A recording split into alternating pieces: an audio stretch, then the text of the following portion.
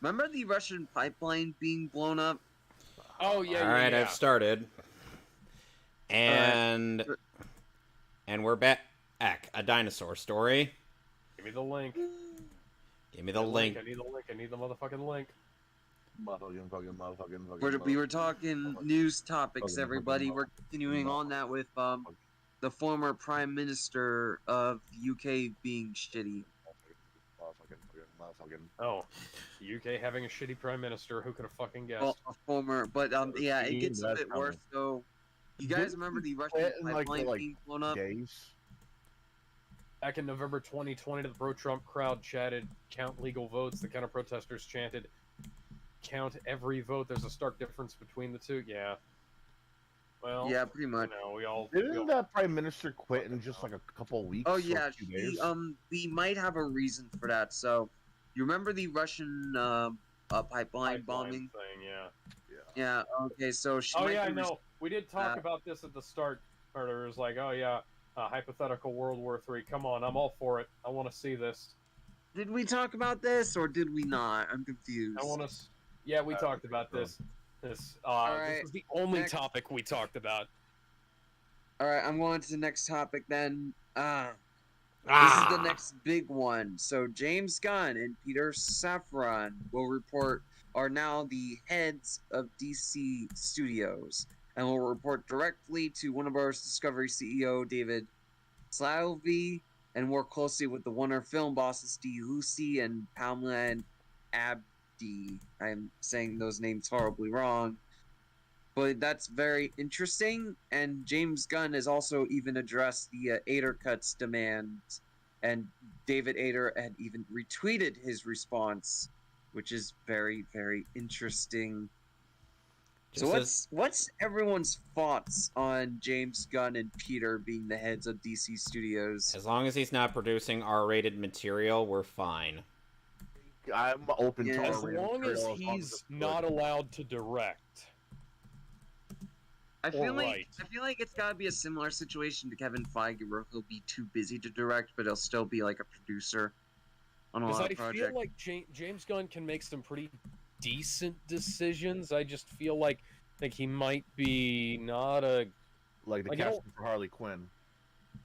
Yeah, that wasn't just don't let him anywhere near anything that matters. You know, Birds of Prey. I don't even think that was him.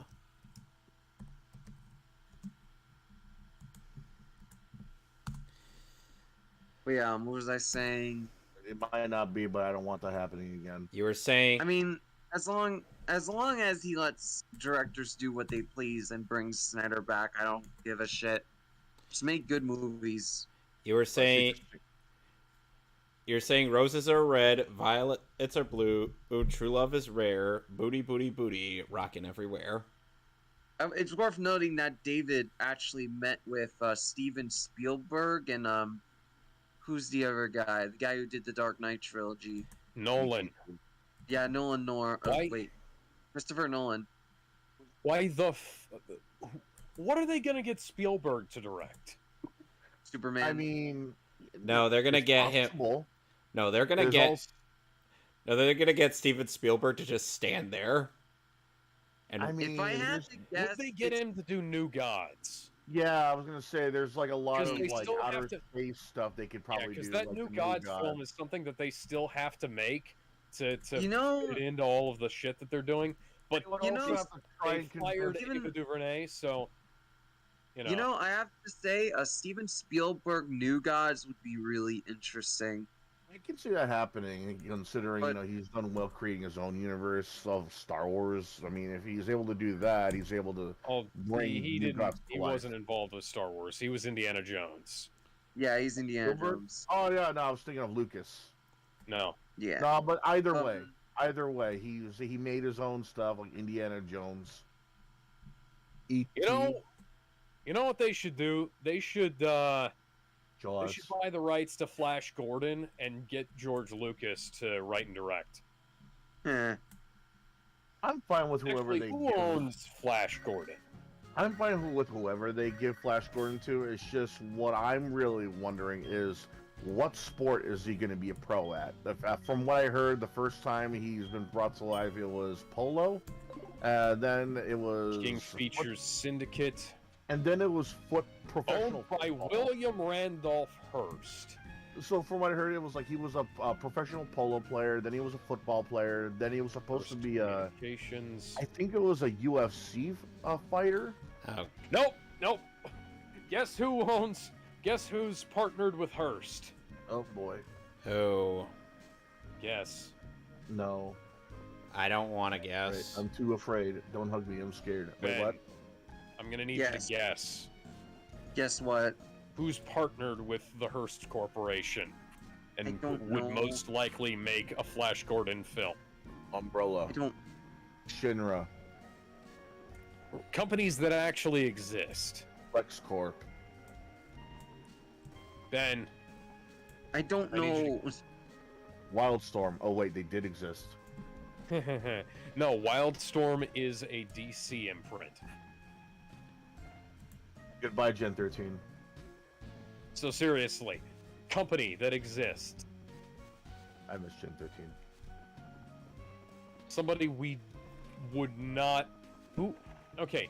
Hey, so I made the George Lucas reference. Who is it? Just make a guess. Hello, good We're out sir. of company. Who are you? Lante, you want me to make some Pokeballs? Sorry, but that'll have to wait. Why is nobody playing with me? Do you know Team Rocket? Don't worry. Yeah, I'll tell you anyhow. Team Rocket's an evil gang that uses Pokemon for their dirty work. They're supposed to have disbanded 3 years ago. Anyway, company actually. Anyway, they're at the well, cutting off Slowpoke tails for sale. I mean, come on, man! That's unethical in so many ways. The Walt Disney Corporation. Lol, what? Yeah, so the Hearst Corporation is partnered with the Walt Disney Corporation to make a bunch of stuff. And, probably, So I'm gonna give them a lesson in pain. Hold on, hang on, Slowpoke. Old Kurt is on his way. Doing their thing. So if they make a Flash Gordon film, that's what's gonna happen. Oh boy, they're probably gonna make Flash Gordon someone very preppy or a rebellious teenager or whatever the fuck. Flash! I wanted to give my thoughts on that meeting, if you guys don't mind. Go ahead. Yeah, go ahead. Yeah, I have two ideas as to why that meeting took place. One, to make amends, because Warner Brothers did destroy their relationship with those two figures. So it makes sense that they would be like, to try and bury the hatchet since it's a new Warner Brothers. It's good to make contact with people that the old Warner Brothers destroyed the relationships with. The second reason is that there are reports that they are fast-tracking a new Superman film, with or without Snyder. And if I was a betting man, those are the two choices that they would pick if they can't get Snyder. Oh, and in case you're wondering why I'm playing this game on full screen and why the stream looks so shriveled, that the lag is why. But yeah, what do you guys think? I mean, if Henry Cavill's coming back as Superman, we can only hope for the best. Honestly, I'll be fine with it as long as Snyder was involved in some way. Because, to be fair, he is busy with the Netflix projects until 2024. So if they are fast-tracking it, I would hope that he does have some involvement if it isn't the director's chair. Like involvement with the writing, maybe some of the action stuff and storyboarding or something like that, right? What do you think? I mean, I'd rather him be involved in the director's chair. And honestly, with Rebel Moon wrapping soon, I'm pretty sure that's going to happen. Well, here's the thing. His contract for Netflix, I think it expires in 2024. And that might cause a few issues, because he's also working on Army of the Dead sequel, the animated series, and so on. So Rebel Moon isn't the only thing he's occupied with. I'm willing to bet he will return. I feel like that's inevitable, but it just depends on how patient Warner Bros. Discovery is, because they want a new Superman movie ASAP.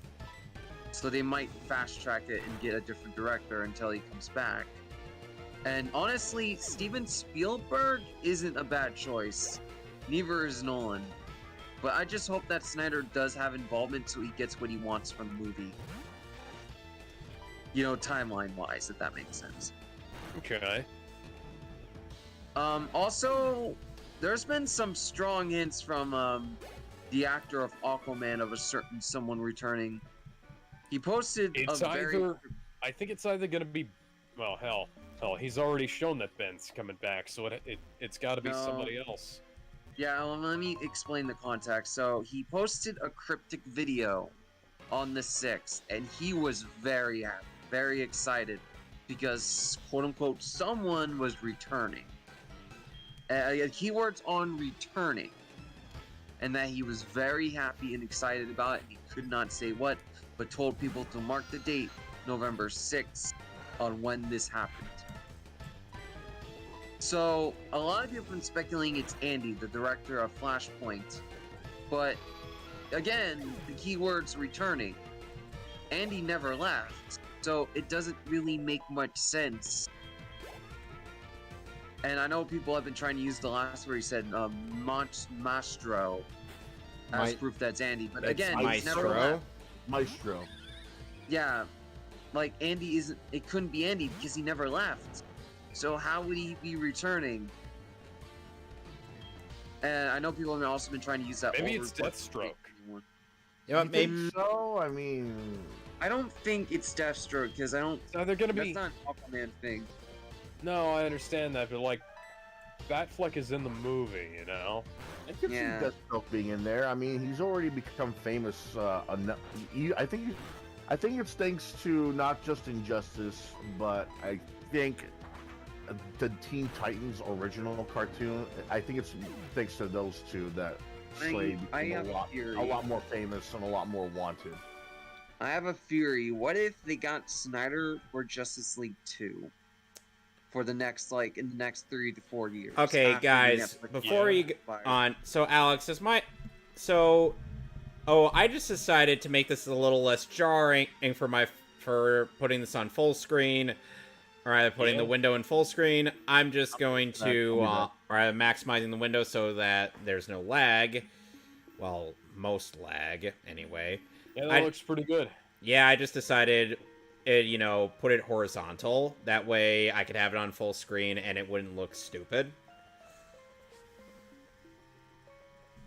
Higher resolution that way too. So my theory is here's my theory. So they're gonna fast track Man of Steel 2 for 2024, the year Snyder's contract expires, and this will give him enough leg room to wait for Snyder to come back and bring him in. If that's the case, and he is coming back, then that probably means he does have some kind of involvement with Man of Steel 2, just not directing duties. But he will very much be directing Justice League 2. What do you guys think? You know, if Nolan comes back and does Man of Steel 2, that would actually...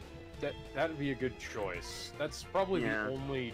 choice I'd accept. considering that Nolan had actual involvement with Man of Steel. Produced.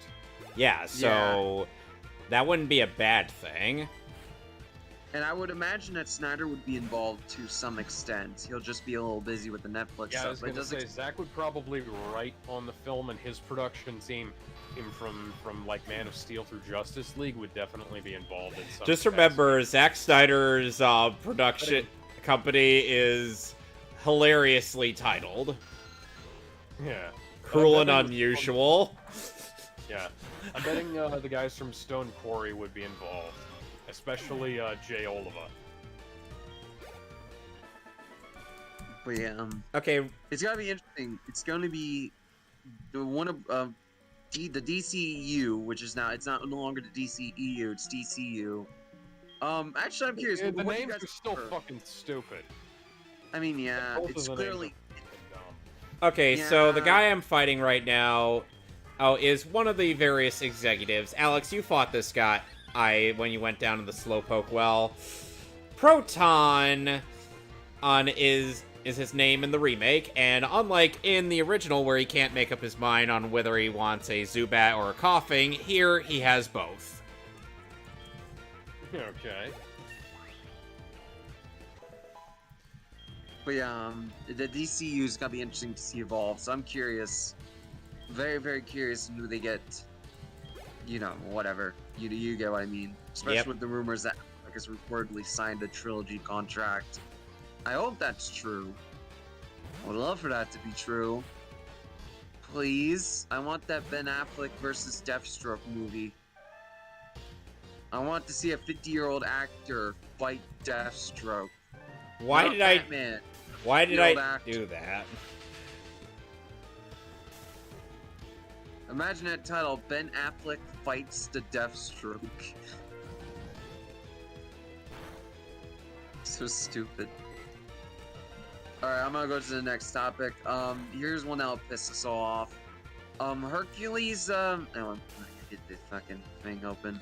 Yeah, this was one Oh, I God. suggested. Oh, God. Okay, the Russos confirmed Disney's live-action Hercules movie will be a modern musical inspired by TikTok.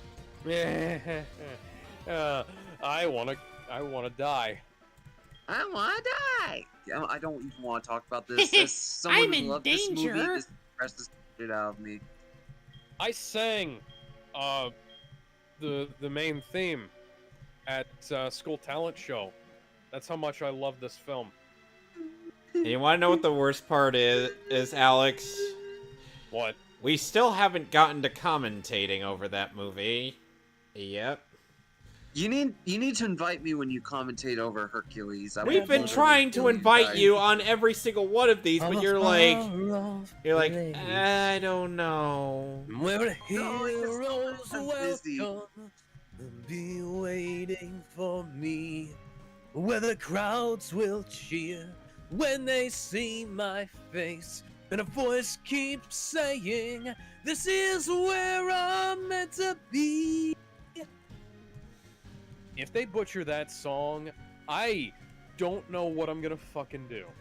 You're You're gonna. assuming that they'll use the song to begin with. Oh yeah, no, if they take the song out of the fucking movie, I'll just be pissed. If they butcher the song, I'll be even more pissed.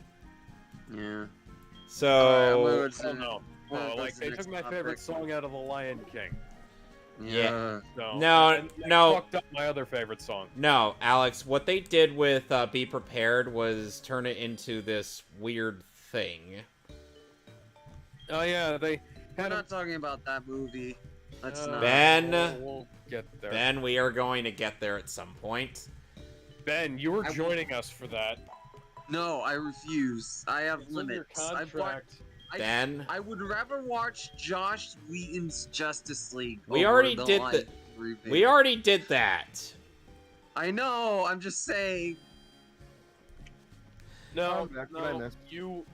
it's in your contract. You can't get out I of don't this. have a wait. I don't have a contract. Yes, you Yeah, you do. What I miss? Ben's trying to get Okay. out of his contract. Oh, I don't have a contract. Show me. Yeah, you do. We all I'm signed going one. to the topic. Well, Gizmo didn't since he's not a participant in our commentaries. Okay, yeah, I was gonna He say, should be. hey, Gizmo's not a host, so he hasn't signed a contract yet. He doesn't have to be present I for don't the Lion have a King contract 2019. now. I don't know what you're talking about.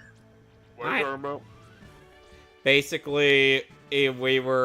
Basically, I ended up making a deal with Alex that if we decide to cross over into the universe where Justice League was a thing, And we have to do the Lion King remake. I need to get to the next topic. I'm strapped for time. Henry Cavill tells the Witcher team to fuck off and leaves the lead role. Good. Yep. Good. Henry Cavill, the only member of that show who actually wanted to make a Witcher show, has left The Witcher and is being replaced by Liam Hemsworth. The only person who gave a shit. Yeah, literally the only person who gave a shit on the show is gone. So The Witcher is going to end after season 3, I'm going to say. No, it's getting a season 4. So No. they're gonna make season 4 with Liam Hemsworth, and it's probably gonna fucking suck, and then everybody's gonna stop watching because Cavill was the only reason anybody had to care about that show in the first place. Incidentally, The Witcher is also the sole reason why Cavill was not able to be present for the additional photography on Zack Snyder's Justice League. So I'm gonna predict. I'm not right gonna now, say I'm not gonna say it's a good thing that he left, but I am gonna say that man was on board for his dream project, and they fucked it up. Yeah. So, I thought he was involved. I thought he was with Snyder Really? once. Oh, with Snyder, yeah, he was good, but with the Netflix, no. No, see, the thing is like he was in for Zack Snyder's Justice League. He couldn't make the shooting times. Like they had a very limited window for shooting, and he was like over in Bulgaria or some shit, or like the foothills of fucking England, and he literally could not make it back to the United States to shoot any additional film. Yeah. Tis a shame. But I have two reasons why he left. He didn't One, have to because the again, contracts had expired, so you know. I have two reasons. One, why he left. One, because again, the showrunners hated The Witcher. They did not like The Witcher, even though they were working on it. Again, I have to repeat this, but the guy working on the new X-Men show for Disney called them out on it. Yep. Just a few weeks before he left the show, and I do wonder if that has to play a part in why he left. Okay, Simon. He's like, okay, so I get that it's a job, like any other. Look, it's like acting, producing, writing, special effects. Being in movies is like any other job. You know, you're getting paid to do certain things, whether you like it or not. But the thing is, if you're involved in a project and you're practically a main part of making that project, if you hate what that project is based on, why are you there in the first place? Exactly. Like, there's a lot of projects to pad your resume. That's usually how it goes. Yeah, but I think he was genuinely trying to save the show because apparently he's been fighting with the writers. Yeah, Cavill has been warring with the Witcher people for a very long time, and only 3 Pokemon may be entered into the battle tower. Please return when you're ready. Alex, why are you going to the battle tower? You don't need to do this. Don't know. Okay, so the only time where someone and Alex, your Pokemon would get wrecked in the battle tower. Yeah. And meanwhile, my game has the Battle Frontier from Platinum. I'm not kidding. I think the only instance where the outcome was good, despite the one or two people that were involved hating the source material, was A History of Violence. And I also have to mention The Shining, I believe. Yeah, Stanley Kubrick was not a fan of the book, of the original book, and the funny thing is, his version is actually better than Stephen King's. Yeah, because Stephen King made a version of The Shining later on where he had far more control, because, funny thing, he hated the Kubrick film, and it was not nearly as good as the Kubrick movie. It had one or two better things, but everything in Kubrick's version was Oh yeah, that vastly was like better. that was the thing. There was a handful of improvements, but it was like the. It's like I'm trying to it's think like of the that specific thing really- I'm thinking of, but that's- yeah, it was. Those are the exceptions to the rule, though, because they thought they could do better. These guys, I haven't heard of them say anything like, "Oh, we can probably do better. We could probably add this or that to make it, more tolerable or make more sense." No, all I'm hearing from them is that they fucking hate The Witcher. Yep. It's one thing if I'm hearing Steven Spielberg is going to be involved in, let's say, a Soul Calibur movie. He's not a fan of the source material, so what he does is he adds a little bit this or that. He makes certain parts make sense. It's like, okay, yeah, that makes sense. He's a visionary anyway. This guy made E.T., Jaws, Indiana Jones. I think he knows what he's doing. And by the way, Gizmo, let me keep in mind, he hated the characterization of certain characters in the book, so he had to work to make the characters in the movie likable. But this was a guy that was well known for the most of the good movies he made, and so people already thought, yeah, he knows what he's doing. Yeah. These guys in The Witcher, who are they? Who are these guys? Did they work on anything else? The guys who outright hated The Witcher, did they work on anything else notable or even niche? Did they even say, okay, we can make this part better? No. I haven't heard anything like that. I haven't heard anything even remotely similar to that. Right, These guys are bitching about Witcher and just bitching. They're not even saying, oh, we can fix a few things, or like, oh yeah, I think we can do better. They're just saying, yeah, fuck this. We're starting to repeat, so I'm gonna go on to my second reason why Henry left. I think it can't be coincidence, but I do think it's because they're fast tracking the Superman movie.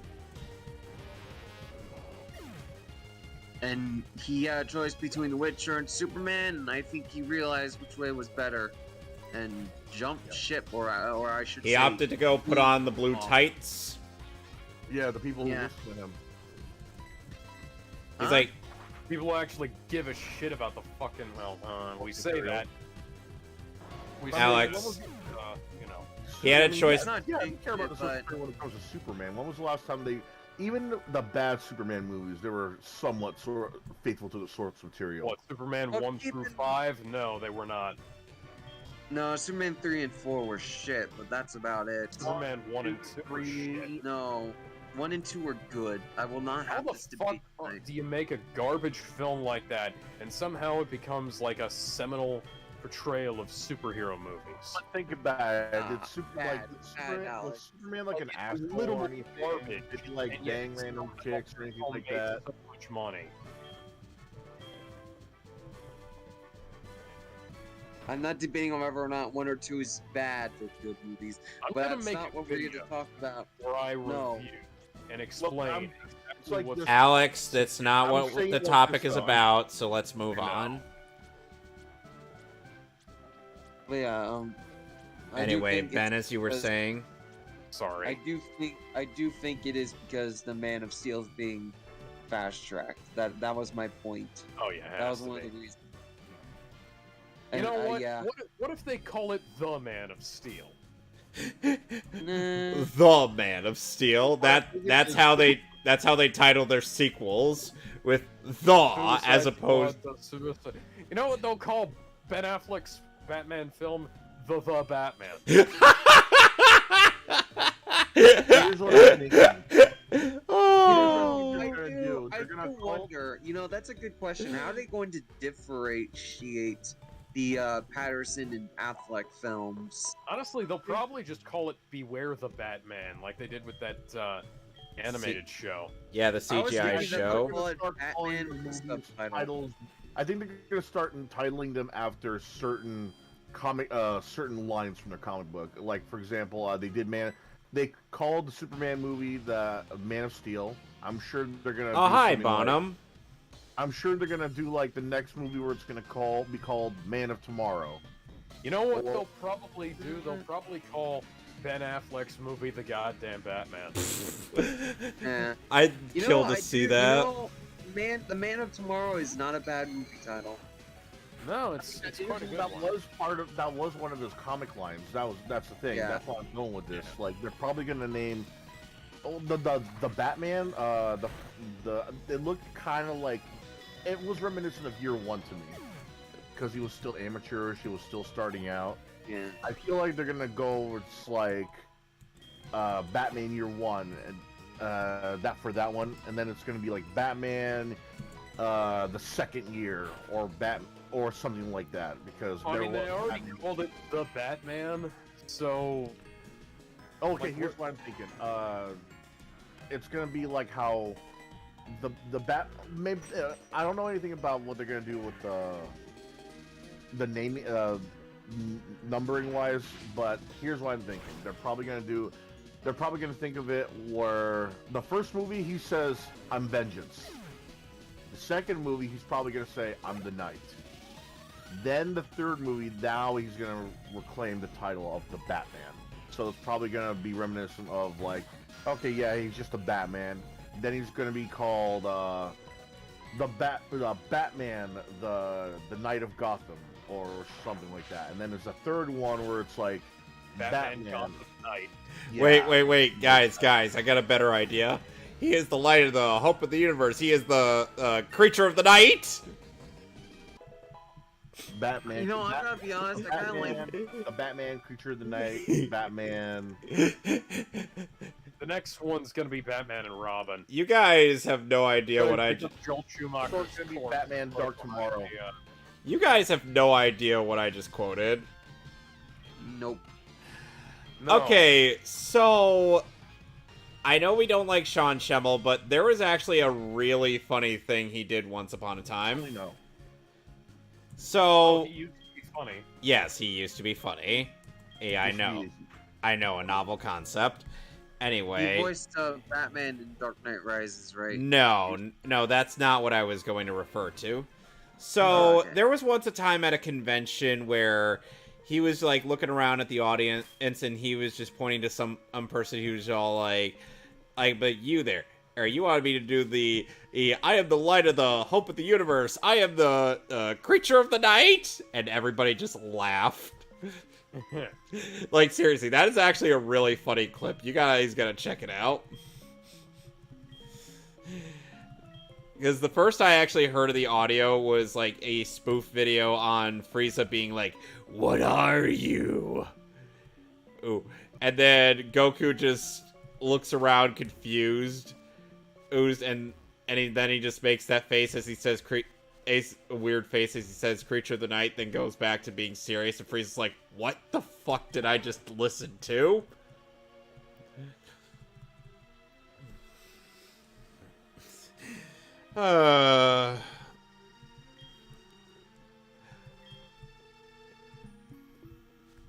Anyway, back to the topic at hand. We need to go back to topics. There's nothing else to say about Henry Cavill other than, yeah, new Superman movie's definitely being fast-tracked. There's no doubt. Superman. Henry Cavill looks at the blue tights. He's like, you know what? I think I look more dignified like this. More like, I think I'll get more respect here. Yeah, that's kind of what I meant. Yeah, we need to.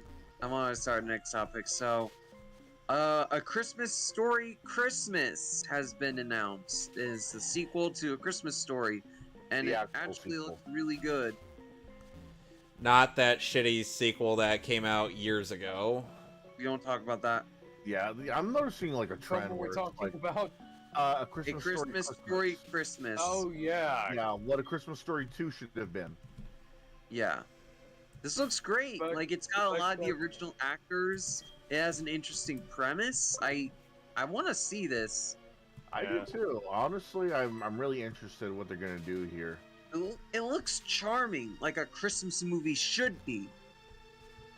Yeah, like Die Hard. Yeah. That's not a Christmas movie, god damn it. Yes, it is. It is a Christmas movie. No. It takes We're place going to watch Die Hard during Christmas. everywhere. There's Christmas music. It takes place on Christmas. The director confirmed that it's a Christmas movie. I mean, what else? No, shush. But yeah, I don't think we have much else to say, so I'm just gonna go.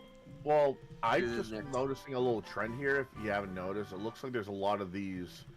Well, I mean, yeah, we're gonna see a lot of old properties come back to life, but the way they're doing it, they're actually pretty smart about it.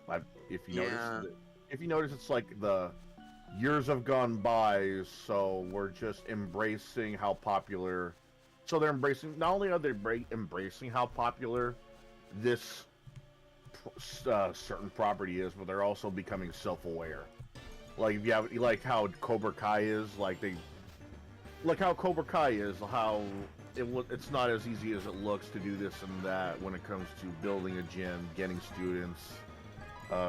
It looks like they're gonna do the same thing here, where it's like they're aware of the jokes, they're aware of their legacy, and it looks like they're gonna be not repeating jokes, but more reference them.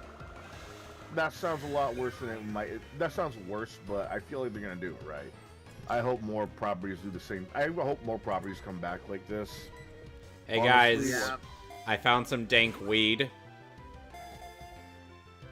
Like I can imagine Gremlins 3 being a thing, and like maybe 1 or 2 of the cast coming back, since the voice of Gizmo is still around. Kicking my ass so much. I mean, the voice of Gizmo and Stripe are still around, and they lend their voices for multiverses. So Gremlins 3 wouldn't be like out of the realm of possibility, especially with how hokey it was with like how the girl, how the love interest explained how she had the most fucked up Christmas, how like the mom was like microwaving one of the little bastards until death. Like Gizmo having an actual training montage in a toy store, like stuff like this. I feel like they could. Stuff like that, they'll probably won't do again, but I feel like they'll be able to make it even better in a 3. Snoop, I'm sorry you had to reincarnate in a universe where you're nothing more than an HM slave. It breaks my heart. I can only hope for Small Soldiers 2.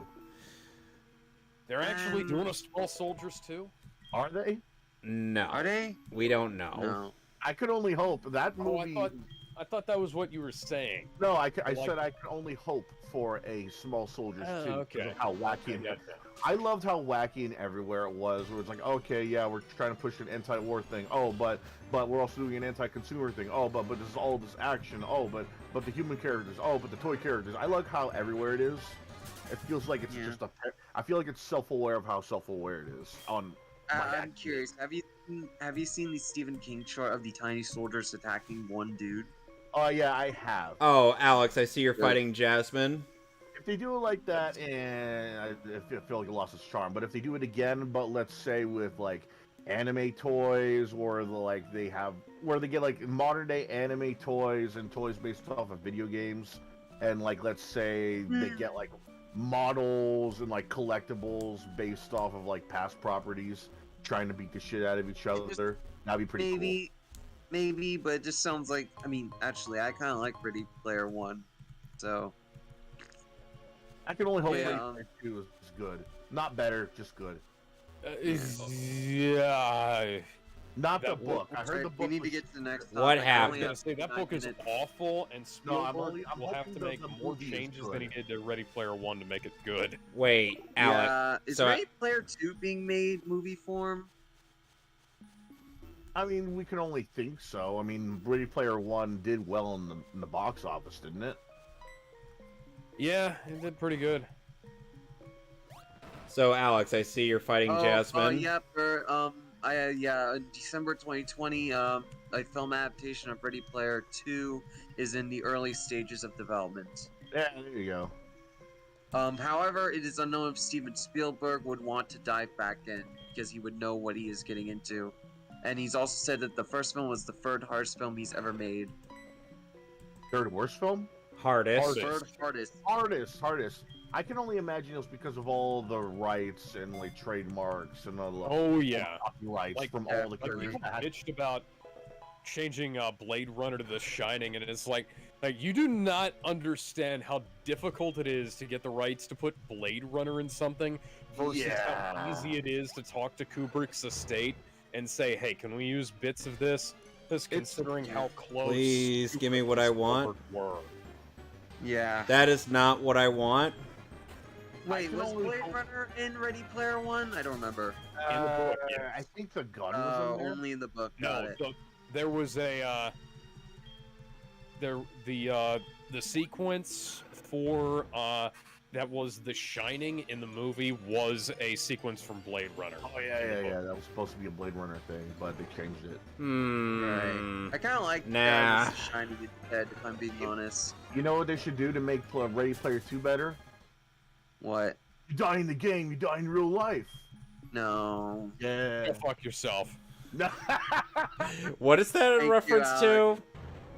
SAO. Oh, so SAO. Well, I was actually referencing Stay Alive, but okay, let's do it for SAO. You die in the game, Yeah, you die for real. It up. Let's do it for SAO. Have it a reference to Sword Art Online. So right, we need to get on with topics. I only have like 25 minutes left. Alright, alright. So you know Matt Ramos, the guy who shills for everything Marvel? Yeah, I remember. He is not a fan of Black Panther 2. Yeah. I'm gonna read what he said. He said, Wakanda Forever is definitely a step down from the first film.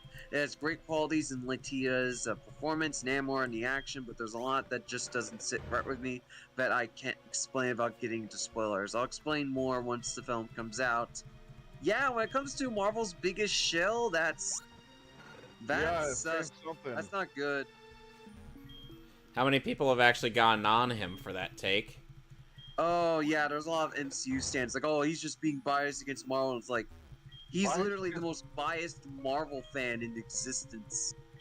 Dude, if you hear the biggest Sonic fan that literally bends over for everything Sonic related, and he suddenly says, Frontier is not that good, then there's something wrong with that game.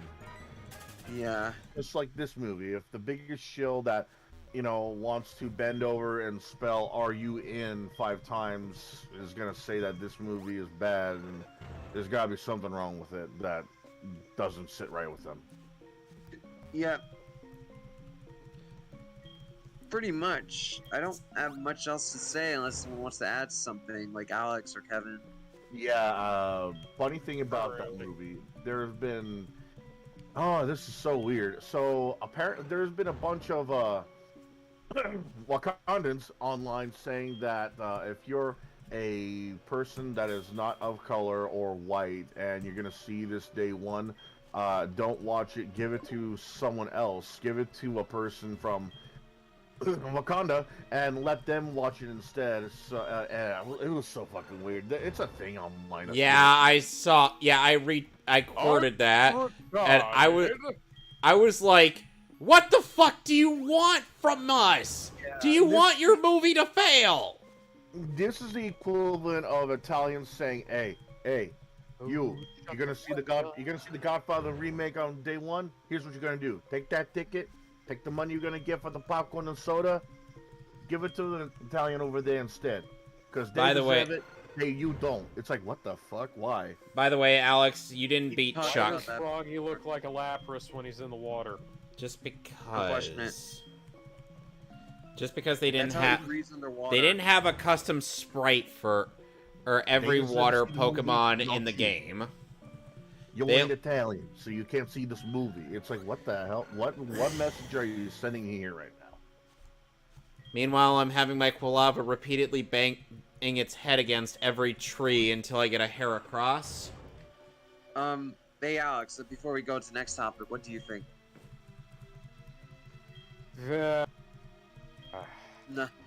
Nothing. Okay. We're gonna go to Pelosi's husband now. Oh my god. Oh, joy. Nancy Pelosi's husband or Paul Pelosi's husband? Okay, so Paul Pelosi was attacked, but he was apparently attacked by both a lefty and an illegal. which is The ironic. man, okay, yeah. Terrible. So the guy who Very ironic. allegedly attacked Paul Pelosi at his home has a weed pride flag at his house. And BLM. And- in his window. And Like, Black Lives Matter trying to sign. spin this as like, oh, he was some right-wing QAnon guy, and then it turns out that he's like He's a some hippie naturist with a weed pride flag and all kinds of shit like that, and it's like He also wasn't in the okay. country legally. Didn't he have Yeah. a Black Lives Matter sign on his window or something? Yes, Yeah. So, what is the logic these people are following again? They're not. That's their secret. They're covering this shit up like it was. A Yeah, murder they on the- the media. Wait, are they media covering it up like People are Rittenhouse? People are seriously speculating that this might have been like Paul Pelosi's gay lover, and I mean, they have politics reason gonna- to, considering Yeah. that like the glass was broken from inside the fucking house. Paul was apparently found with his pants around his knees. So, eh. This is just weird. You know, Eh. I It's a lot weirder than when want to know Kotaku. what this is. This is a lot weirder than when Kotaku blamed this all on Gamergate. Oh my god, yeah. It's Yeah. like, hey, The actual truth is so much weirder than the speculative truth. Somehow. hey guys, did you know that caring about the fact that a bunch of games journalists tried to blame the entire gaming public for something that a bunch of randos did that wasn't even really all that bad had led to Paul Pelosi getting into a fight with his gay lover? Yeah, apparently ethics in games journalism has to relate to some old fucker in politics getting his dick sucked. Yeah, oh, people have tried to say that Gamergate led to Trump and that led to January 6th by like doing some weird shit, like trying to say, oh, Steve Bannon helped promote Gamergate when like Breitbart didn't even get all that involved in Gamergate until like over a year after it started, you know? Wasn't Gamergate like a 2014 thing in the first place? Yep, and like the 2015 was around the time. I think Milo got involved around like 6 months later, and then like whoever was in charge of Breitbart at the time said, "Hey, you know, oh this might be like something we could profit off of," and then they immediately fired Milo, and Milo stopped being cool because he decided that it was a great idea to pretend to be straight and yeah, like Milo was a lot less gay when he was actually sucking dick regularly. What the fuck has this conversation turned into? Everything else comes is it? back to Gamergate, Ben. Yeah, yeah. Apparently, so what happened was, I think it was like a couple weeks ago or so. Well, Kotaku outright put up a tweet saying that they blamed Gamergate for the attack on Nancy Pelosi's husband. And so, the moment that got posted, the comments were filled with nothing but people reminding them that it's not 2014 anymore, it's 2022 right now. Could you give it a rest? Could you move on, please? Most of these, yeah, one or two of them were like debunking it, saying how like, no, actually this happened, like, you know, like any other same person would. But no, you know, there's something wrong when everybody's just telling you to move the fuck on and not And just. Kukurio posted his Gamergate meme where he said that like it's been Oh, hi there. X amount of years, and he just changes the number every year because he has to, because this shit keeps coming up. It keeps happening. The ride never ends. There was a meme that posted. Wild ride. Well, you There's, can't get off, Alex. Okay, we need to go to the next topic. I'm interjecting here. Yeah, just one more thing. There was the funniest meme I've seen on there. There was someone posted a picture of Harvey, in response to the Kotaku article blaming Gamergate for yet another thing, someone posted a picture of Harvey Birdman from Harvey Birdman Attorney at Law looking at his desk calendar. Oh yeah, from the one where he crossed over with the Jetsons. He's looking at his calendar and it's just 2022. Just that made me laugh. Okay. Next. Alex, I know you're super excited for this. I know you're a big fan of this particular IP. In 2024, the Sausage Party Foodtopia will come to Amazon Prime.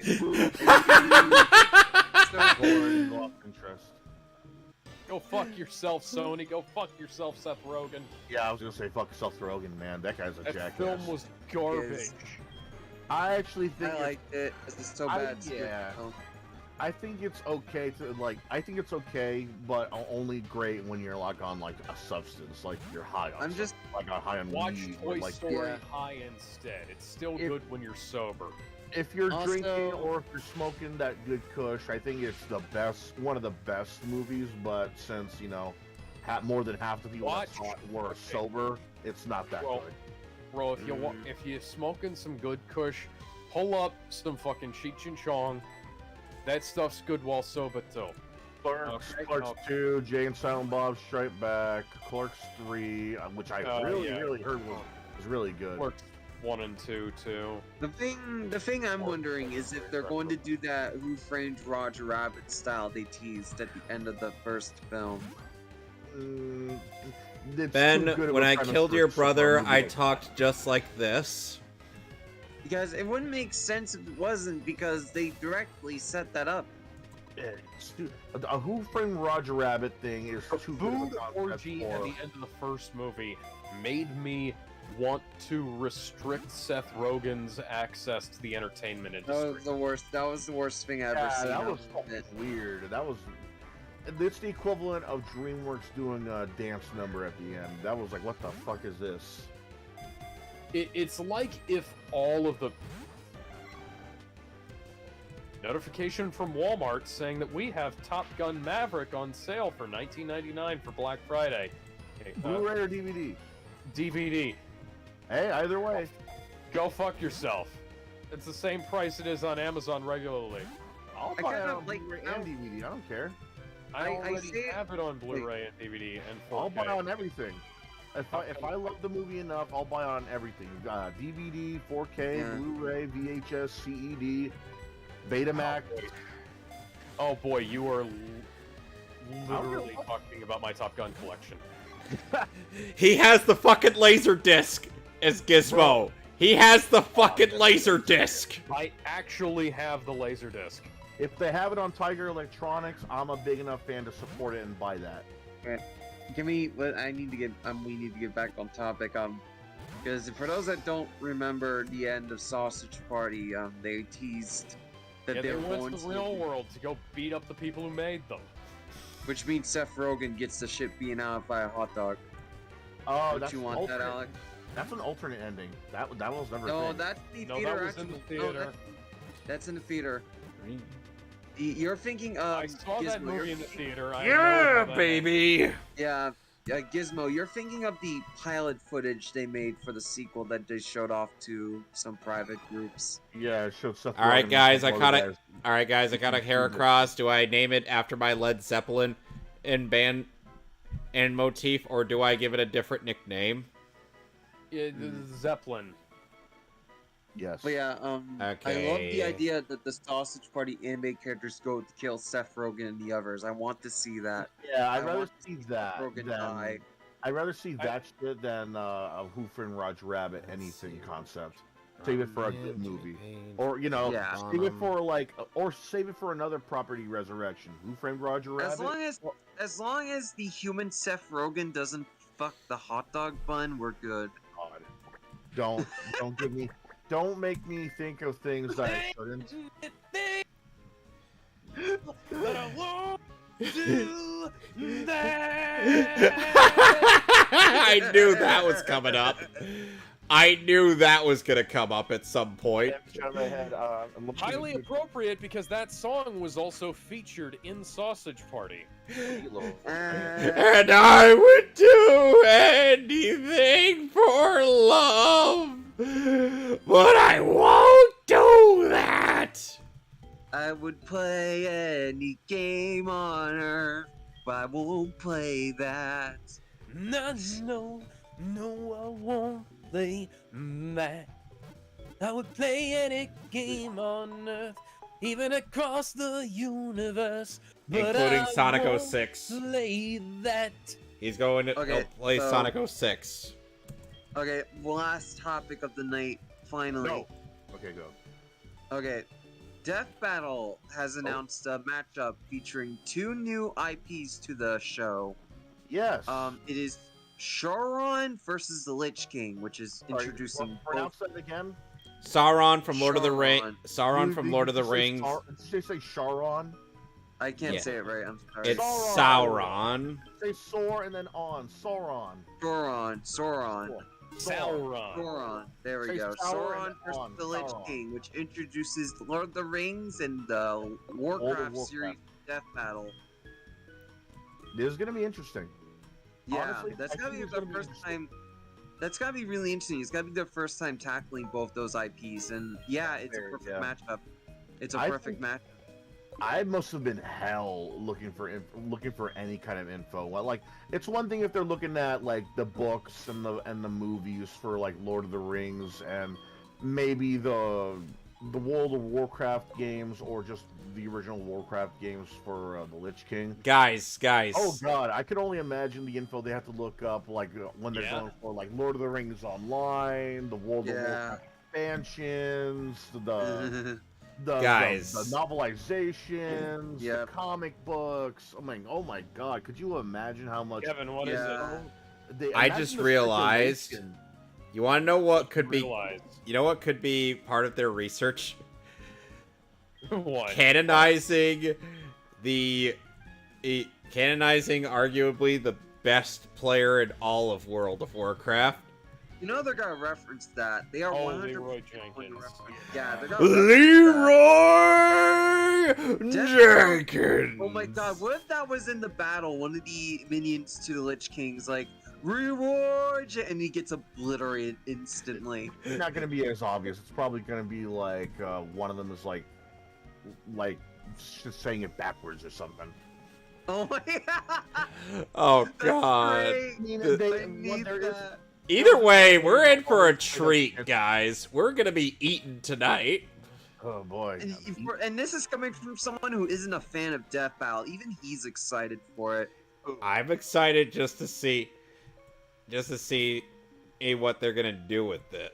Is if they botch it Yeah. up, I'm just gonna be like, Yeah. oh, Ben Singer.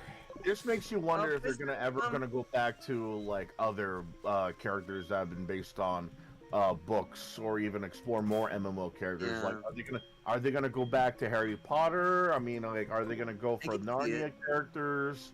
Are they gonna go for Starship Trooper characters? I don't Like, even- Aside from Aslan, Aside from Aslan, I don't even think there are any characters in Narnia that could, make for a good death battle.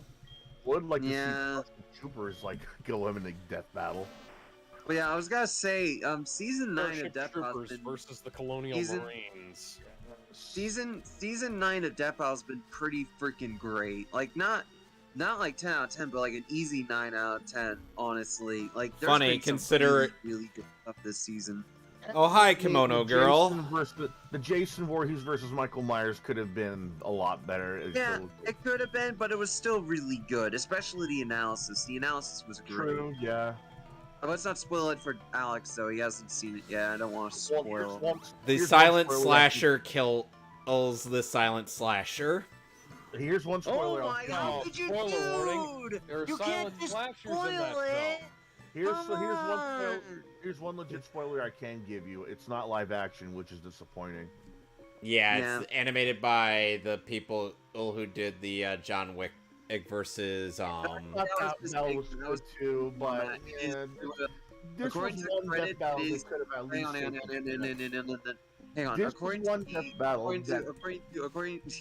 according to the credits, it was Devil Artemis and a small team that Death Battle had. I was mistaken on the James Well, Bond thing. Well, at the very least, that team is better at doing 3D animation than the other team. Oh, Gwen versus fucking Barbara Gordon, Batgirl. that was stupid. Oh my god, that should have been good. We'll get to that. We'll get to that when we get to it. But oh god, just wait until. I want to praise. One of the best things about season 9 is the variety. Oh yeah. Because remember when fucking season 7 had 12 Marvel and DC matchups? Most out of of like 20 episodes. Most of them were popular, suggestions to begin with. I get that, but there's a thing called too much of a good thing, and that caused season 7 to be really muddy. And then they limited it down to like 8 in season 8. I mean, which is better. It's still a lot. And this season so far, it's only been like 6 total Marvel and DC matchups. Again, so far. But again, that's still really good. Death Battle always does that anyway. I mean, like, it's like one season it's just like a regular lineup, and then one is regular lineup, another is fan suggestions mostly, and then another one's regular, another one's like fan suggestions. That's what I feel like it is. Nah, that's not usually the case. The only season that's been really like that was season 5 and 8, which is confirmed by Ben Singer. I mean, they still take fan suggestions, but it's rare for them to make a whole season about that. Okay, so far in our Death Battle reactions, we've only seen 2 season finales. We've seen season 4 and season 2's finales. Wait until we get to season 1 finale. Oh, you mean one of the absolute best ones? Oh yes. It's one of the best all-time death battles ever made. The one that needs no further introduction. Even when that battle did not do well in terms of the research and whatnot, it's still. They went all out on this one. This is the first time I believe they actually went all out on the research and took it seriously. There are some holes in the research. There are some holes in the research, especially. This is when 30 minutes became the limit instead of the usual 10 they had. Gizmo, so, this is a big opportunity. For Ben Singer literally got his math wrong and said Super Saiyan 2, and basically said Super Saiyan 2's ooh is as durable as base Goku. I'm dead serious. On that. It was a typo. Technically yeah, but they still kept that into the battle. What? They kept that in the battle. No, the battle didn't show that. Yes, it did. The battle doesn't show the speed that much. Yes, they do. Look, whether it was a typo or not, it was still something that they went out all in when it came to research. I also want to mention again, this was 30 minutes. This was like the most time they ever had in Death Battle. Yep. And I do want to say, like, they still got the full number right. The typo didn't affect the final speed. Actually, it did. No, it didn't. Like, I've done the math. It's still the same result. Superman can still punch out the Earth. Look, I'm not saying that Superman doesn't win because of the typo. I'm saying that the typo, kinda was part of the downplaying of the Goku. It didn't downplay him though. Like, for the love of God, I'm tired of that. It is coming from a Goku fan. I'm a Superman. They downplayed Superman as well. Yeah, they fucked up that. They fucked up both of them super hard, and will come to the. They did not. 100% did not.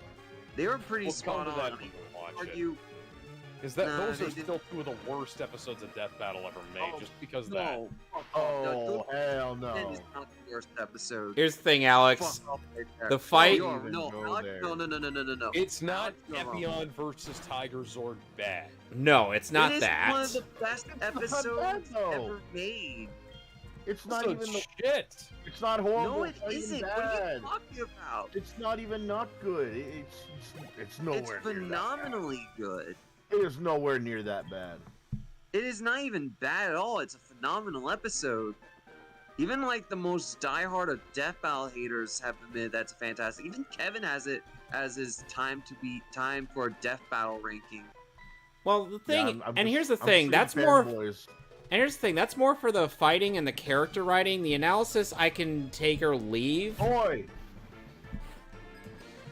I thought the analysis was amazing. And like, I finished. this grand and epic. Am I not showcase allowed? and Is this just a recurring trend where, or I'm not allowed to finish talking? yeah. Keep talking, man. Yeah. Anyway, the research itself I could do with or without, because of the numerous things they got wrong about both characters. I say they got. The character writing for Goku and Superman themselves, that was great, as well as the fight animation, in which even when, and it's using using like dated models, including Superman's model being from MK vs. DCU, because that was the latest thing with him in it at the time. Kind of excusable considering the timeline they're in, where like. Yeah, and there like, really wasn't much to go on. and they actually, It was also their second animated Death Battle ever. yeah, they and, were still a small team too. yeah, and the thing, and another thing is like, this actually felt more like an actual fight between two beings that it could go beyond any conceivable limit. But then we got Goku versus Superman 2, which has absolutely no reason to exist other than the fans complained after Goku got 2 more forms and they wanted it to see him take on Superman. And guess what? That's actually not. That's actually That not was the sort of a reason. point, I feel Yeah, like. hang on. I can explain this. According to Ben Singer, it was because they wanted to do an expansion, and the higher ups agreed with that, so they made this episode to kind of prove a point. But Ben Singer does regret it because it was advertised as more of a sequel rather than an expansion, which rubbed him the wrong way. I mean, what could you? How else could you possibly advertise it though? You can't just say Yeah. this was Goku versus Superman Part 2. That's still hinting that this is a sequel. Same thing if you just said Goku versus Superman continued. That's still a Part 2. That's still a sequel. That's gonna be an interesting episode to talk about because I'm definitely gonna defend it, but it's going to be an interesting one to discuss nevertheless when we get there. Like, Well, yeah, I will not take slander on this episode, Alex. I will end you on slander on the first one. Man, if there was enough anger towards Goku versus Superman 1 and 2, I can only imagine the butthurt that'll emerge when they finally do Gohan versus Superboy. Oh, because Gohan actually stands a chance in that fight. Yeah, That guy's like half Kryptonian. That's Here's the still thing. enough Kryptonian to beat one Saiyan. Yeah, and here's the thing. Nah. At the very least, that would actually be a very intriguing fight to see. Since would. Oh, right. And- They're both halves. One is half Yeah. Kryptonian, one is half Saiyan. That would be interesting. Yeah. how and they- both of them are half human. Yeah, the issue is What that if you crossbred a Kryptonian with a Saiyan? we don't talk. No, that would just Like, destroy say maybe you got like Goten to get with Supergirl. Can we or, stop right there? The thing is, I think Yeah, it's I'm gonna- complicated I'm because both of the I'm gonna- Saiyan I'm and gonna- Kryptonian bloodline have a similar thing where if one half is not Kryptonian And or the Saiyan, Ori. their bloodline takes over that one half, and so they Hang become on, Kryptonian. Saiyan. I just realized we already have a Saiyan Kryptonian hybrid. They're called the. They call it the the name just Daxamites. Yeah. Yeah, that's basically it. But yeah, I'm back to Superboy. The issue with Gohan versus Superboy is that Superboy doesn't have super impressive feats compared to Superman. Yes, Okay. he does. Kevin, Yeah, what yeah, about he does. Connor and Kefla? I You're wasn't really Connor took on a multiverse level version of himself. and one. Yeah. He did not win against Yeah, he Superboy did. Prime. He won against Superboy Prime. Link me that shit. Shit out of it. Look at Final Crisis. You know, he lost that fight. The Superboy first didn't win. fight, yes. The second fight, he beat him. Yeah. I have to look that up. If you can show me which issue that is, I would appreciate Final that. Crisis. Just look it up on Read Comics. There's a lot of Final Crisis comics. No, You need to be Final more- Crisis. Literally, it's Final Crisis. You'll see Wonder Woman in the front cover holding her sword. You'll see Wonder Woman doing a very suggestive dance that is not a... Marvel did a weird I don't ass see it. like cameo appearance. I don't know why he was there to begin with. Yeah, it's the same comic where Superboy got the shit kicked out of him by Superboy Prime. And Beat then him. He You're beat not him gonna and show they me the sent issue him- because I do not see it. He got killed off, but that was because he was beating the shit out of Prime. and then he got better. Hang on, I don't see it. Okay, so what happened was that the first round he was unexpectedly beaten by Superboy Prime because, you know, who wouldn't be after that guy came out of fucking nowhere? And then the Dude second punched time a hole through time. The second time he actually beat Superboy Prime, and sure, while he died, he was still imprisoned by the Green Lanterns. He beat him into a submission just enough where he can get imprisoned. No, that was both Superman and what was it? Golden Age Superman that did that. He still got beat. Yeah, but not by Superboy. Hey, Ben, you are not reasonable. No, I'm trying to find it, but I don't see it. Watch it just be staring you right in the face, and then it just sneers at you. Okay, how about the fact that he just survived his oncoming attack the first time? Yeah, I will say Connor Kent's best feats are with his durability. He has taken hits from some of the strongest DC characters and lived to tell the tale. Like Prime killed off a bunch of jobbers as well as some legacy characters, but Connor was the one who survived literally everything. Yeah, he survived the beating from Doomsday, survived beatings from other multiversal characters. His best feats come from just his raw durability. Not just that, but he also has a telekinetic power. Mm-hmm. Unlike Superman, he's got tactile telekinesis. It's a form of telepathy. Alright, I found the Wonder Woman issue, so I'm just zooming through that, see if I can find it. You're zooming in on something, all right, but it's not for the issue, for the part of the issue you're looking for.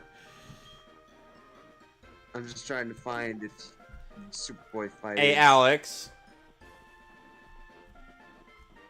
No, that's not it. If there was ever a DC comic where someone just to compete with She-Hulk tried to draw Wonder Woman twerking, and how badly would you drop DC Comics?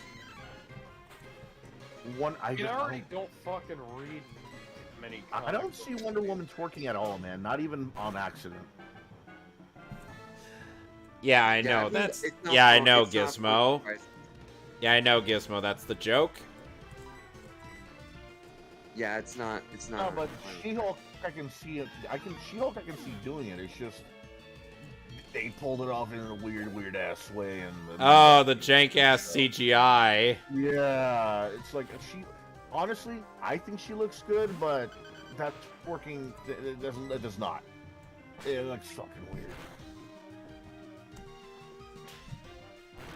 Also, if they were to actually put Superboy in Death Battle, it has to be his 90s appearance. The leather jacket, the shades, the jumpsuit, the red gloves. It's gotta be the whole package. I could do That's without my favorite Superboy design. I could do without the That's what I grew jacket. up on. I could do without the jacket. The suit is fine. Boy, you better leave the jacket. Stop me now. Oh, I you're want- I just oh, want you're the gonna shirt hate. The variant. jacket is part of the package. Don't be dissing on the Superboy outfit that he originated with. Alex, would you care to tell El Gizmo about my beef with that jacket? What is wrong with the jacket? My mom and I both have issues with that jacket. Love, why issues with the Superboy jacket? We just don't like it. Why? We It's the Superboy jacket. It just looks Okay, so here it is. I found the dated. moment. It's not like Rob. It's Hang not on. like how. It's not like if Hang on. Robin went around saving people with a Robin jacket or some shit like that. Oh, let's not forget the one time where Nightwing had a fucking mullet. My mom hated that. And I just laughed at the whole thing. You're I gonna was, love that. You're gonna be Hey, like dogging on the hey, jacket, hey, and you're gonna be hey. saving the mullet. Come on now. I'm not Hey, I saving the found- mullet. I don't like the mullet either. Or I just thought it was funny. I'd rather have the mullet Hey, than whatever the hell you DC too. is doing right now. You two, I found the moment you were talking about. Oh yeah. Yeah, he definitely does do some damage to Superboy Prime, but he does not beat him. But he still does land a lot of hits. Yeah, that's very impressive. Yeah, so if you could damage a multiversal being like that, I think that's worth noting. Especially Yeah, if you're just I'm gonna post Kryptonian. that in the Superboy chat. People will Especially if you're half Kryptonian. Go ahead, it's That's not just very effective. something. may not be very Yeah, effective. he doesn't win the fight, but the fact he's able to land so many hits and outright keep up with him, and that does. I mean, this Superboy is on par with is pre-Crisis Superman. So, yeah, Oh yeah, he punted Doomsday. yeah. Did he punt Doomsday in the crotch, though? No, like he legitimately punted Doomsday as if he were a damn football. Mhm. Oh, hold on. Yeah, here's the the image. Superboy definitely stands a good chance against Roxas and go on. I don't think he'll win, but it's definitely gotta come down to the wire. Honestly, it might. I wonder if it might come down to both Roxas and Superboy. Depending on Probably. how the. Yeah. I feel like Roxas might win that due to Superboy not having any protection against. Magic. Tactile telekinesis. yeah. That's- Magic. that's- Ooh. Tactile telekinesis. With Oh whimsy. yeah. Also for context, when I say he punted Doomsday like a football, I mean he punted Doomsday like a football out into the orbit, past the orbit and into the vacuum of space. If you have that issue, post it in the Gohan Roxas. Wait, chat. wait. Right Wait. here, I posted. Oh yeah, it. you did. You Wait, posted it, Gizmo. okay. Gizmo. Was it followed by a group of fangirls giving a 10 out of 10? And rate. I mean, it is the better Superboy. At least it's not the one that got hit with pink kryptonite hair dye. God. I found one with better quality. Wait, no, that's not it. I Dang it, think huh. I think everyone knows the context of what I was just referring to. I miss his leather jacket look, man. It was creative. You're not Save gonna that image. you're not gonna make me keep it. I'm But yeah, this is going to be an interesting fight between. I should. talk Alex about couldn't make me keep. Alex can't make me keep the leather jacket. What are you gonna do to make me keep it? it. But yeah, beat some ass. No, I'm kidding. I don't know, Look, man. we don't have When to we- have him keep it. It just has to last past Infinity War. before I leave, I want to mention one thing. So one of the weaknesses. Let me just double check this so I'm not getting anything wrong. I want to see if I can verify this with Kevin. Just where I What? had it with me. What? What? Honestly, Okay, here I it think it's the best Superboy costume design. You cannot convince me otherwise. The Hang on, T-shirt, hang on. it's just a T-shirt, and then there's the first. I like the T-shirt literal- look. I like the T-shirt look too, but literally anybody can do that and say, The T-shirt I'm, look was in Young Justice, and Young Justice is terrible. I'm No. Batboy. I'm I mean, Wonder yeah, Girl. but I like the design. I'm Martian Boy Hunter. Literally anybody can It's do that. also in and say that- Titans. Literally, That show is also anybody- terrible. Literally We don't anybody talk can do about that and say Titans. they're Also, that here's for a great him, they're comic. her. So- Okay, let That's me why I like see if I it can when, verify this. Kevin, I'm gonna read this to you. I want you to verify it. So weaknesses, because Superboy absorbed less solar energy than Superman as an adult, Superboy is unable to process as much Yellow Sun energy as Superman can. As a result, overtaxing his powers could spell his death, as his body would literally begin to feed on itself, unable to absorb solar energy fast enough to restore itself. That would leave Gohan with like a key reserve that he would drain faster than Superboy. Yeah. But his own. Yeah, and if we're going, Also the fact that he refuses to go Super Saiyan 2. Nah, he would still have all his forms in the fight. I know that, but think about it. Like, realistically speaking, Gohan would refuse to go Super Saiyan 2 for whatever the fuck reason. I don't give a shit if it was for morale reasons or because I'm not a monster. I'm not gonna give you my rage. I'm gonna put it in my butt. It's like, shut up, Gohan. No, shut up. We use it in the fight for sure. Gohan be all against Max. He wouldn't not use it. Oh no, he used Unleash Potential against Cell Max. My mistake. It's because the sun is literally right there. I think Superboy has gotten in the bag. I mean, Superman literally had the advantage. Superman literally had an advantage against Goku, as well as anybody else, canon or otherwise, because the sun was always right there. It will always be right there, even if it was behind a moon, covered in clouds. He will always find a way to be solar charged.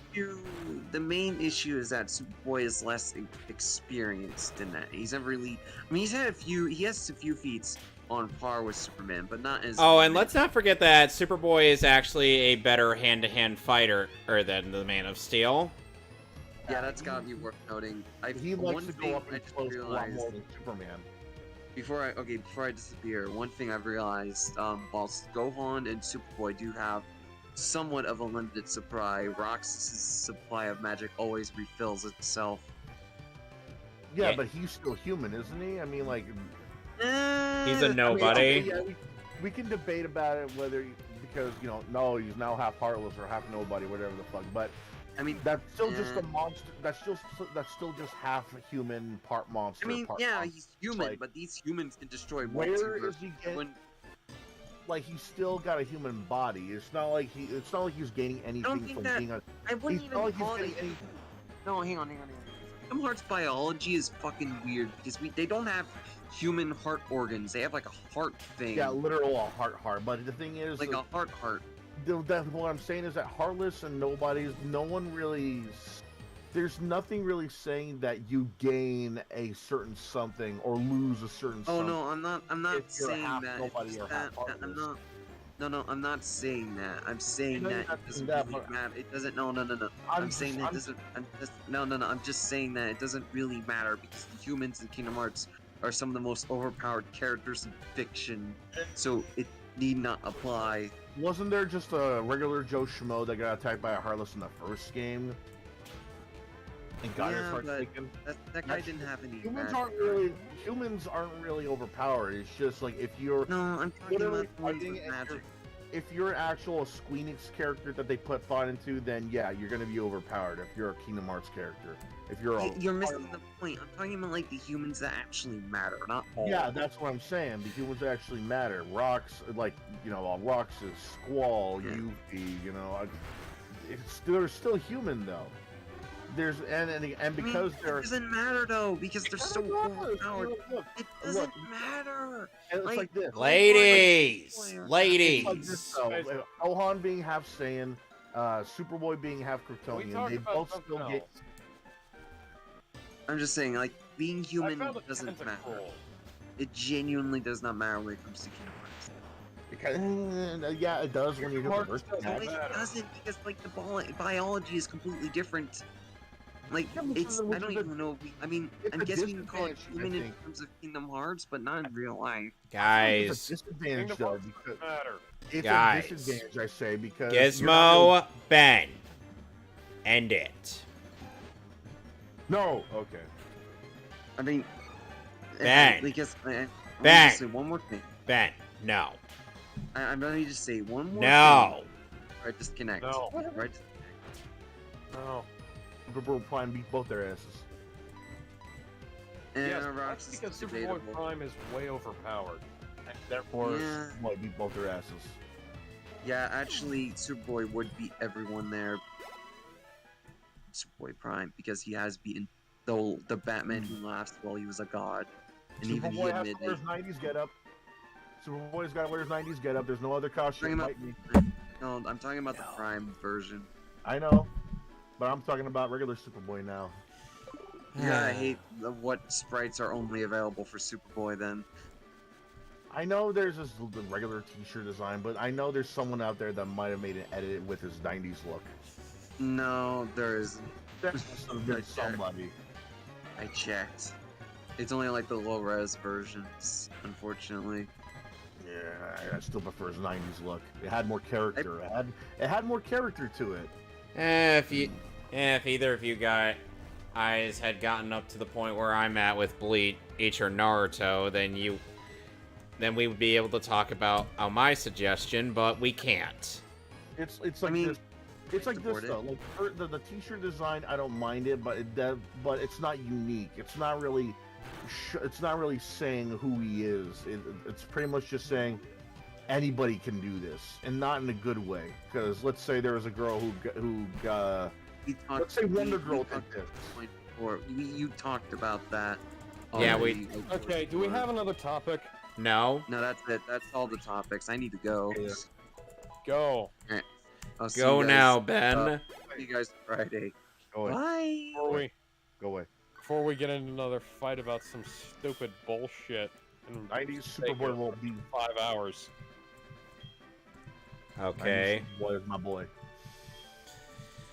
Then you'd like the first bit of Reign of the Superman, because Superboy in that movie actually has his dumb jacket. Oh come on! Enough with filleting the jacket. Not filleting. I I swear, know what you're doing. I swear, you both are gonna try to gaslight me into keeping the jacket around, aren't you? Jacket, oh! One can stop me now. I'm like a human dynamo. Personality, that outfit. Live It's wide got and charging with power. the haircut, the sunglasses, the gloves, the boots. Raring to get up and That go. when he first started out, he hated being called Superboy, which I always found hilarious. Now, if I could introduce you. No. Okay, go ahead. Okay. to how Judas Priest are dressed. Badass.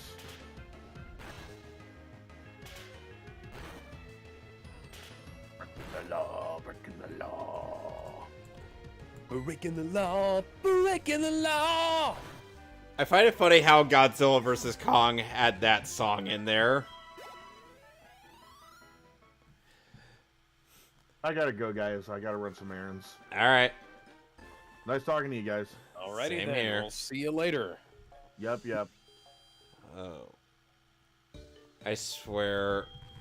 I'm grinding so I can hopefully beat this fucker next time. And I'm Or grinding later so tonight. I could beat Whitney. Because I need my Heracross to learn Brick Break. Anyway, so how did you feel about fighting against Jasmine for the first time? I think those fucking magnets need to go fuck themselves. You really hate the Magnemites? Fucking Magnemites, how do they work?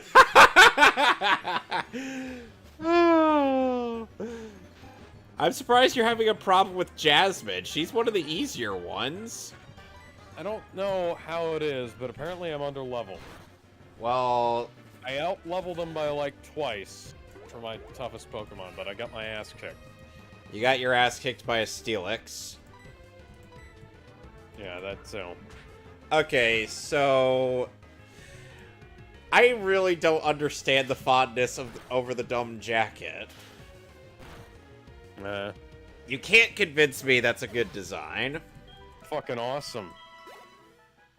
I've given him so much personality along with his DCAMU suit. But you keep insisting the jacket has to stay. The jacket has to last past Infinity War. That's all. Why don't we just give him a different jacket and call it? No, it has to be that jacket. Why does it have to be that one specifically? So that he can not have the LexCorp logo on it. Just get him a different jacket. But he needs to.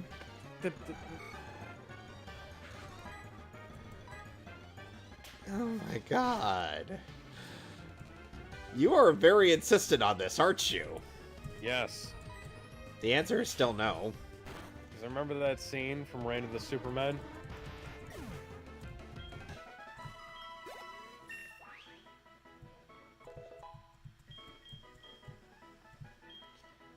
Why do you learn Aerial Ace, Mr. Heracross? Alex? Yeah. My Heracross, for whatever reason, learned Aerial Ace. Huh. Oh, and since nobody watched my stream, nobody commented on the fact that I have a Star Avia on my team. Which, by the way, should not be possible in this generation due to the fact, in this game, due to the fact that you can't catch Starly until after the National Dex starts. You want to know how I did it? How? I used Pokegen. Okay. Basically, you can catch a Pokemon, then make it and then generate it into something else.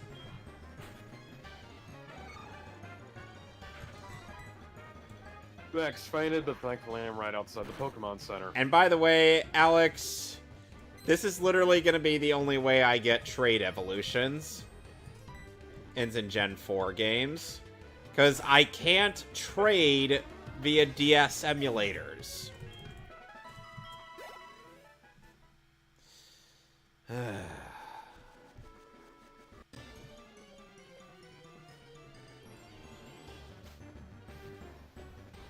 I'm dead serious about that, by the way.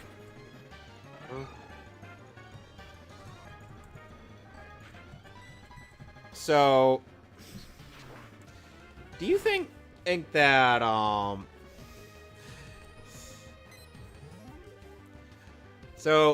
you think that...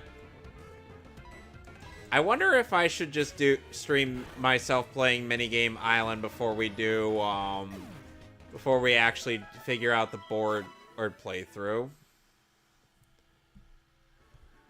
Sure. Which, by the way, Minigame Island is basically going through all of the minigames in Mario Party 1. And having to do...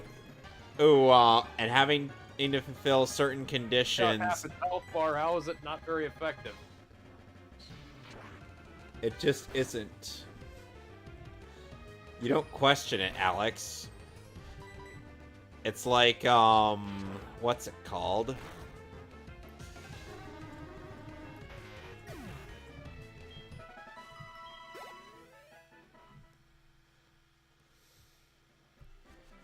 I'm gonna need to find a thumbnail for, Shazam this Saturday. Oh, and my dog has decided to play Space Invaders. To him as Captain Marvel. Alex, I've garnered myself a Space Invader. Pew pew pew pew. Why would you do that to my dog? She's done nothing wrong to you. No, she's pew pewing you with love. Yes, she just did.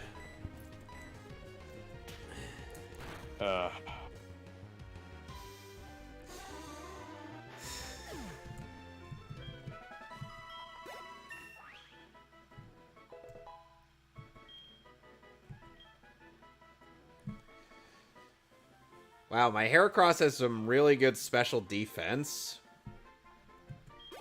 Makes sense that it doesn't have good physical defense. Or a good special attack. Because what the hell is it gonna do with like 20 special attack, Alex? Explain that to me. Yeah.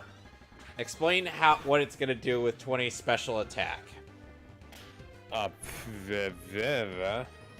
That's not an answer.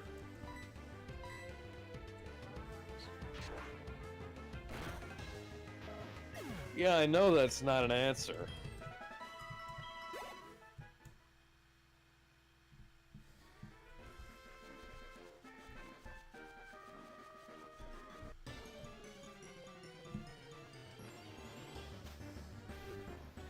Then why did you answer like that?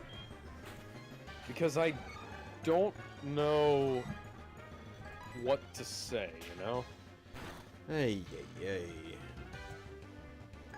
Ah, now it's putting me to... Now the drowsy's putting me to sleep again.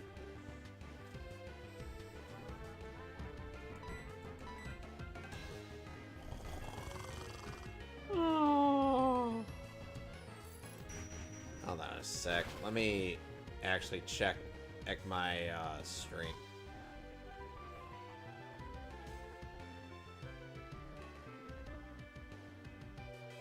Oh, Jill said hi. Hi, Jill.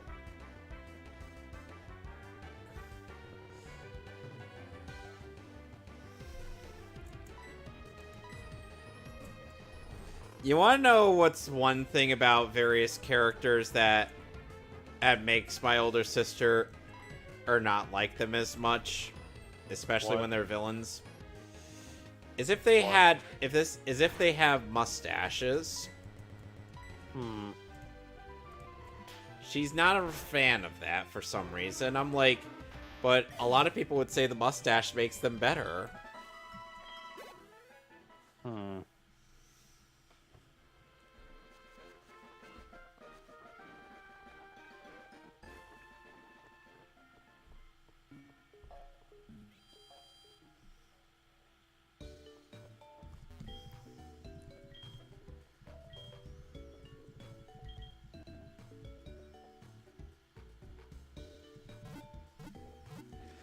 And Alex, yeah, you want to know how good a Starly,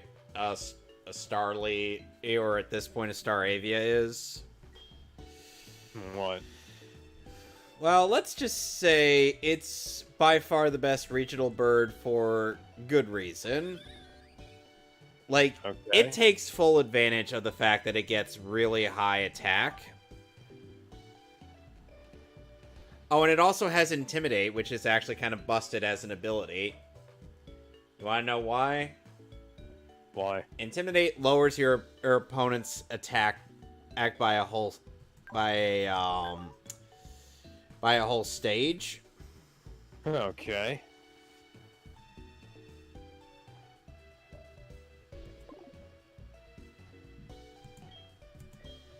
Let's see.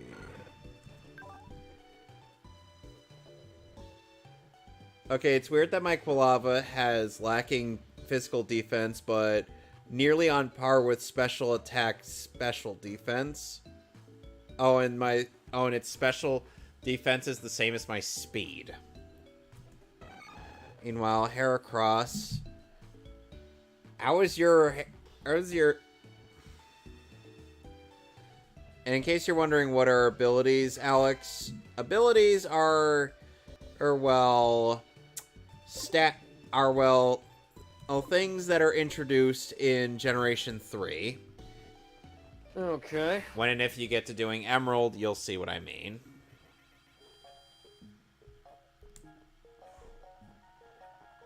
Because trust me, with Emerald, things are gonna change.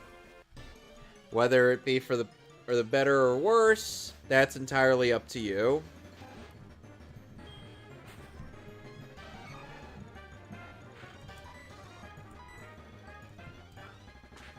And also, one bit of criticism that some people have with Gen 2 is the level curve. Because you've seen it, right? What do you mean by level curve? Like, Chuck is around, like, level 30 or 31 for or his gym, and Jasmine's like 4 to 5 whole levels past him. Oh yeah. And then Got Chuck's badge actually. yeah, you didn't get his badge, so you got to go back and punch him. Hey Chuck the cuck, I'm here to fuck. Oh god. What about Buck, who likes to fuck? Buck can go fuck himself. Well, I mean, he was already killed in Kill Bill 1. Buck the cluck. He lives in a truck.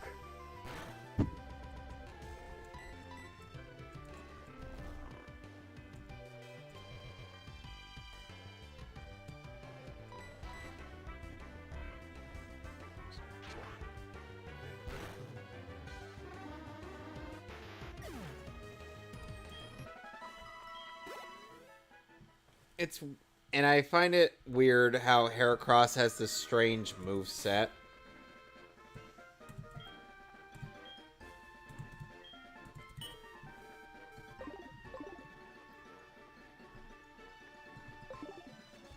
Oh, and in 2 weeks we'll be continuing our Sonic Adventure 2 race, just so you know.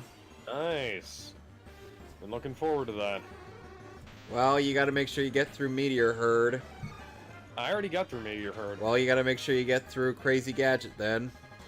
Okay. Which, by the way, Crazy Gadget is is actually one of the progenitors of flipping the gravity in video games.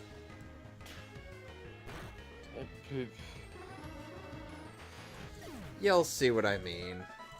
No, I'm sorry. I just saw something really stupid. What? Hang on.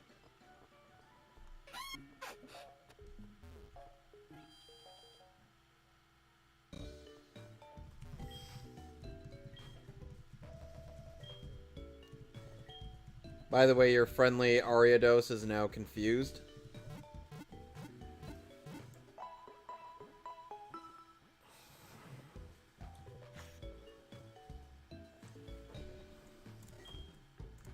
I have to follow something up. I don't want to go off half-cocked on this.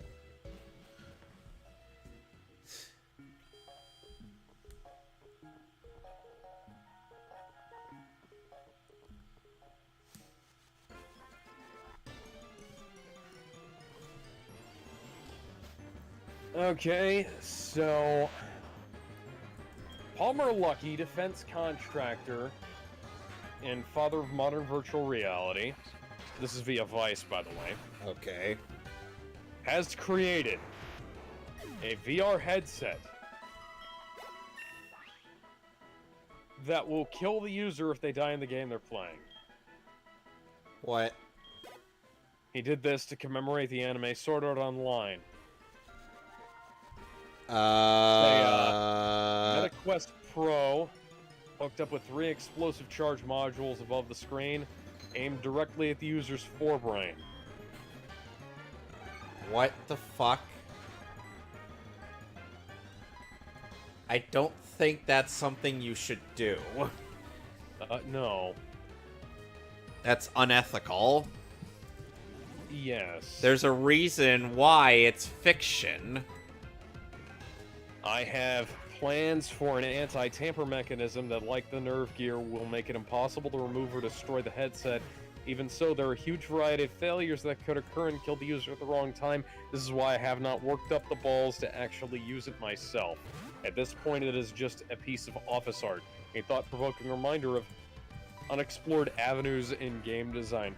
They're unexplored for a reason, Palmer. It is, as far as I know, the first non-fiction example of a VR device that can actually kill the user. It won't be the last. Oh my god. Bro. You know, your scientists were too preoccupied with whether they could. They never stopped to thinking about whether they should, you know? So,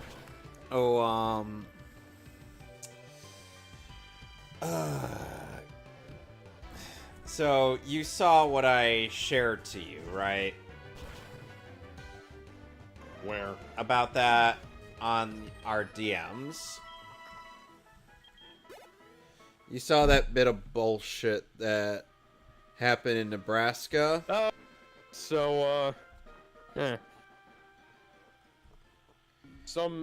You can go ahead and explain this, because I don't remember the name of the guy. Some nitwit on YouTube, he's not worth talking about. Oh, after Vic had unfortunately been canceled canceled out, Vic's appearance at Krypton Comics had been canceled, all because Krypton Comics decided to bow their heads in submission to the mob. Vic decided to Vic ended up hosting a signing event in a parking lot in the same state. People say, like, oh, that's unauthorized. Oh, he was unauthorized to do that. He wasn't supposed to do that. Well, why don't you call the police? It's a fucking parking lot, you idiots. Why do you give a shit? You don't know that he didn't have permission to do that. Yeah, exactly. And of course, Vic had removed himself from there. And of course, the idiots that were chastising him, even some guy filmed it and posted it on YouTube. People were calling him Vic Mangina and whatnot, and they're saying, "Oh, Vic's a petulant child or being like, or calling them out." I'm like, bruh. You should be thankful he didn't come up to them and deck them. Because I'm very certain a former cop who looks that buff could still kick your ass. Yeah. So, novel plan there, guys. Mock him until he gets mad at you. I'm sure that'll go over smoothly. Like I said, be thankful Vic was nice enough not to hit you. Yeah, he's... I pity the people who like decide to start shit with him and like go up to him and try to hit him, because I've seen videos of him doing boxing combinations. That man is a goddamn beast. Yes. It's like that one time when Perfection tried challenging Hirohei to a fight, and Hirohei's like, "Oh, don't mind me. I'm just doing my workout out at the gym." And he immediately pussed out upon that video's upload. Oh, that's beautiful.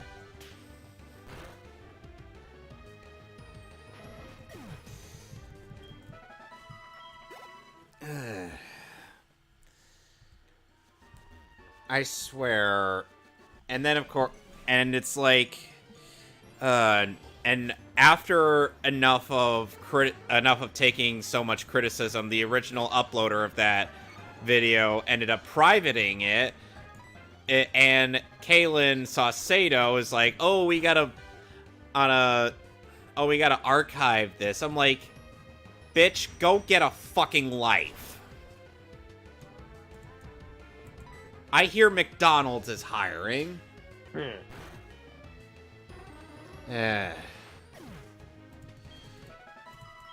And they wonder why I'm not interested in voting. My dad texted me saying, make sure you get up early enough tomorrow to vote red. I'm like, I don't want to vote. Because I don't care. One of the big problems is that, people start thinking, oh, this is totally going to help, and then it doesn't help, and you just kind of sit back, and that turns into, you're just, even when you could solve something by voting, people just don't care enough anymore. So. And they wonder why they don't care anymore. Yeah, well, it doesn't matter who the person is. There's a lot of the people involved in this shit at the political level. Well, the people who want to be politicians are Look, I tried giving my 2 cents on it, and I didn't, and I just felt like, okay, now what? I didn't feel accomplished or anything. That was it.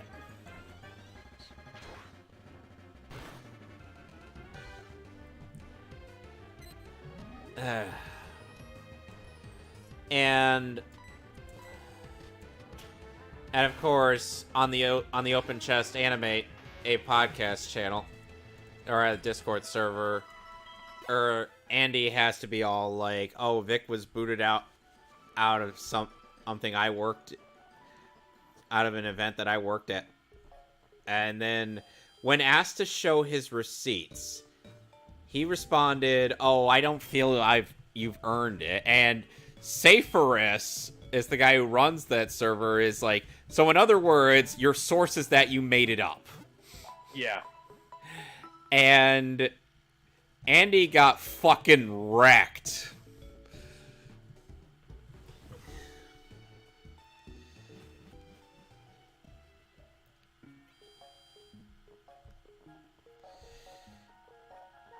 And he doesn't contribute anything in that server. Or he literally only chimes in when... He only chimes in just to say, "Hey, oh, that's not true. Oh, but I'm not going to say my source." Or it's because I haven't felt you earned it. People say that, and it's like, I don't believe you now. He was never worth believing in the first place.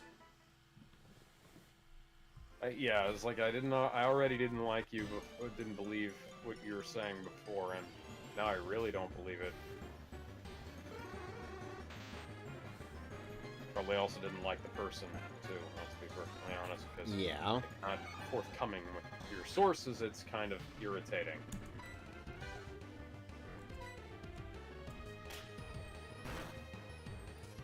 Oh, great.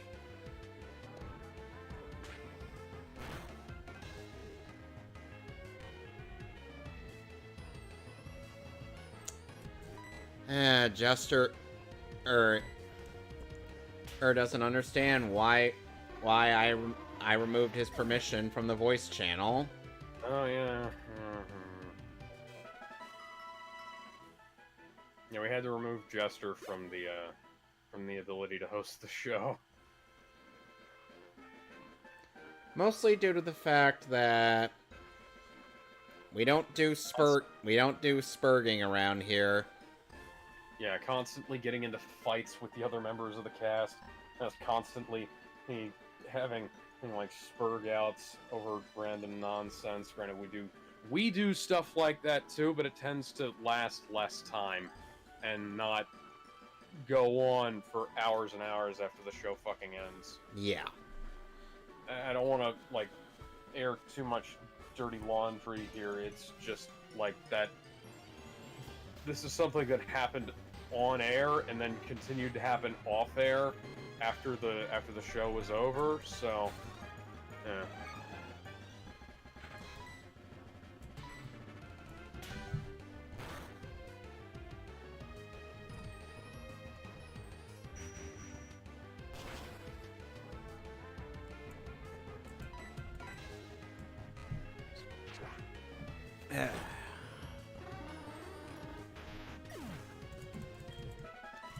So,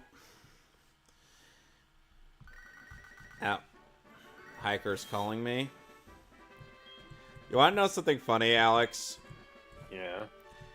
So, I think I told you about this a while ago, but back when Chugga Conroy was playing through Pokemon Black, or Pokemon White, I should say, he was it's like he was about to approach a hiker inside of Mistralton Mountain, and in Mistralton Cave, inside of Twist Mountain, and then he just before he does, he's like, you know, there's a song that usually gets me to dancing mood every time I approach Ocha Hiker, or this is basically what I end up doing every time, and the dance that Emil does is hilarious. He even has an inkling hat over his head.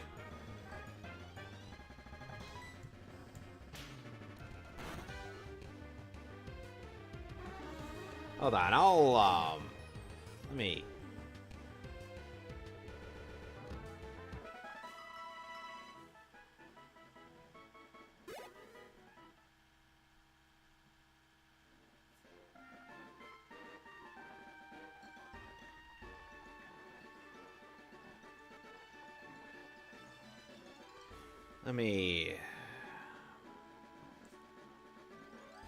Chad Schoolboy is calling me.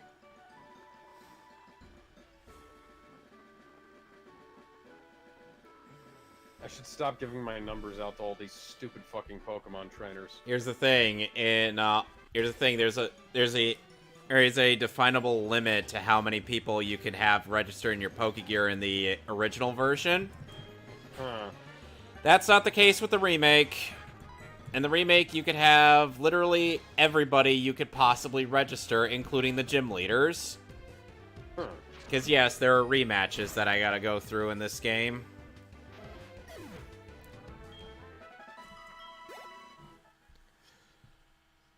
Oh, and you want to know what's even better, Alex?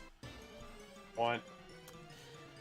After you beat Red in Heart Gold and Soul Silver, they still have a bit more for you. Like, first of all, you could actually get one of the Kanto starters, and one of the Hoenn starters. That sounds pretty neat, doesn't it? I'm guessing it doesn't. I mean, I don't know. Oh, it sounds alright. And then you could journey to an area in the remake only route past Sayenwood City to go ON challenge and one of the two legendaries from Hoenn. One of three legendaries from Hoenn, which are Groudon or Kyogre, depending on the version. Since I'm playing Soul Silver, I'll be encountering in Groudon.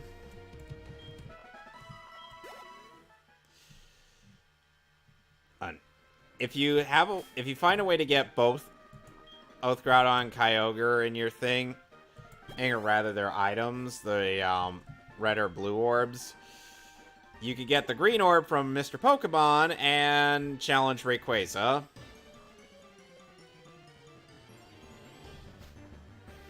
Any questions? Never mind.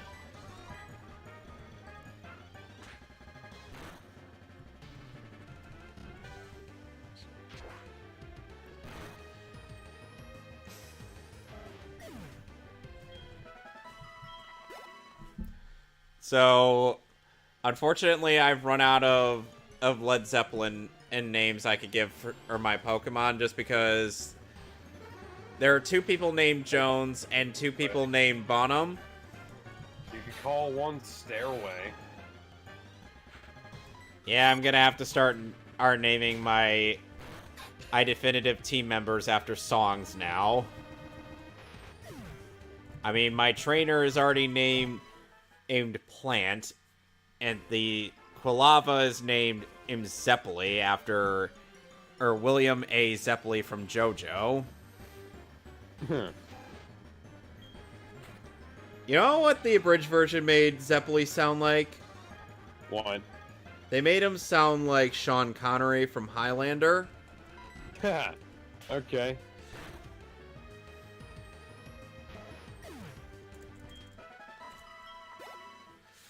To which I'm like, the worst part is, there are actual parallels between in JoJo and Highlander. Who wants to live forever. Though the difference is that Jonathan... Though obviously the difference is that Jonathan is not an immortal like Connor McLeod. Nor did Dio rape Abe Irina. An antagonist that worked for Dio did rape someone significant to a main character in Part 3.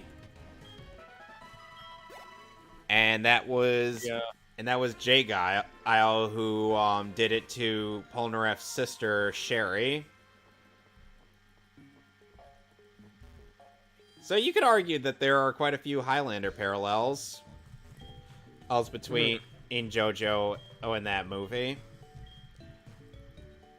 And considering Araki's fondness of Western media, I wouldn't be surprised if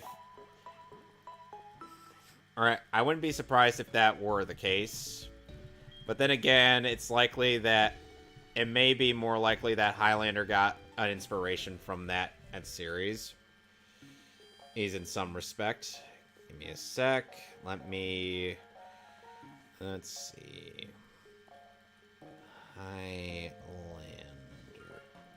Highlander came out in 1986. And JoJo's Bizarre Adventure was published in 1987. 1986 brought us Highlander, Top Gun, and Transformers the movie. No. You said it wrong, Alex. Oh, sorry. The Transformers the movie. There we go.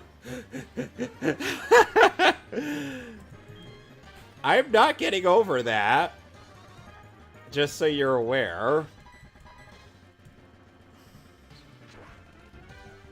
Not anytime this century.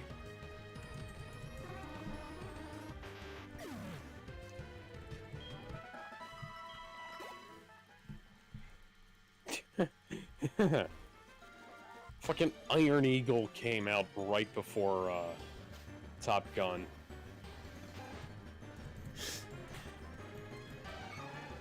Oh, hey, the Delta Force. That came out in 86. I love how, you know, a lot of people get mad at Nurse Joy nowadays for her saying, "We hope to see you again." Okay. Guess what opened on the same day What? as Highlander? What? Take a wild guess. What is it? Just tell me. No. Hold on. I want you to take a wild fucking guess. I don't know. It's insane. I don't know. Just tell me. Care Bears the movie 2, A New Generation. Are you kidding me? Opened the same day as Highlander. Care Bears? Who Yep. the fuck is going to see Care Bears? Children, apparently. Those kids are stupid.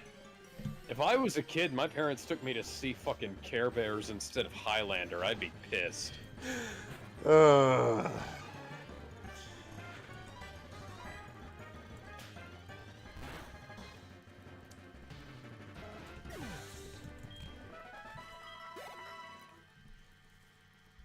So, Alex, how much of Fight Club are we gonna borrow inspiration from for Spider-Man's gradual descent into Angry Man?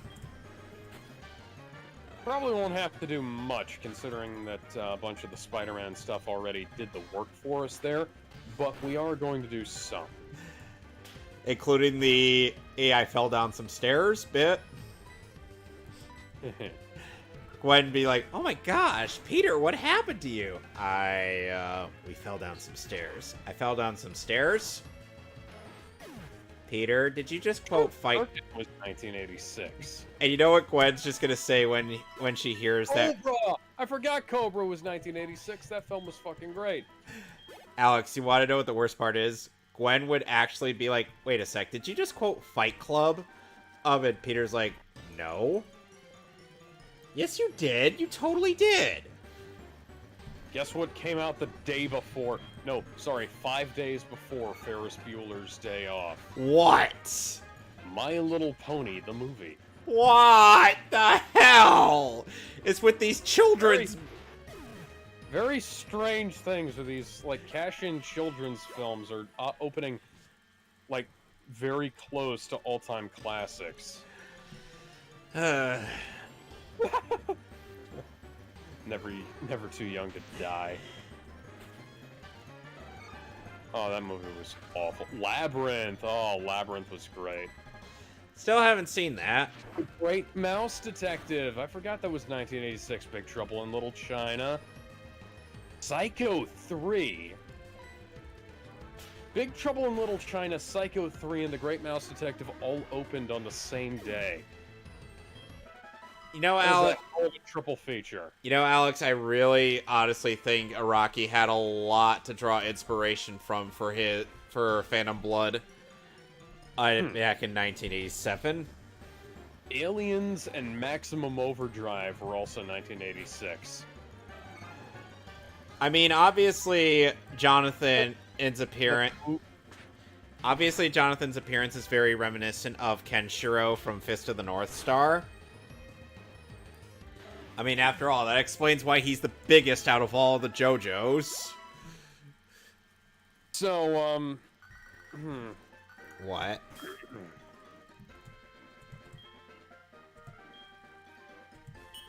August 1st. Yeah? 2 films open. Okay. One of them is a Marvel property. And? The other one is a slasher film sequel. Nightmare on Elm Street is Nightmare on Friday Elm... the 13th, Part 6. Oh. Jason Lives. Jason... What do you think the Marvel property was, based on films that released in 86? I don't think I want to know. Howard the Duck. I didn't want to know that, Alex. I explicitly said I don't want to know, and you told me anyway. Why Then would a week later, the Transformers the movie. Oh my god. Texas Chainsaw Massacre 2 came out in 1986. That's a weird fucking movie. By the way, Alex, how do you... Yeah? If you look on my stream, tell me, how do you feel about Heracross?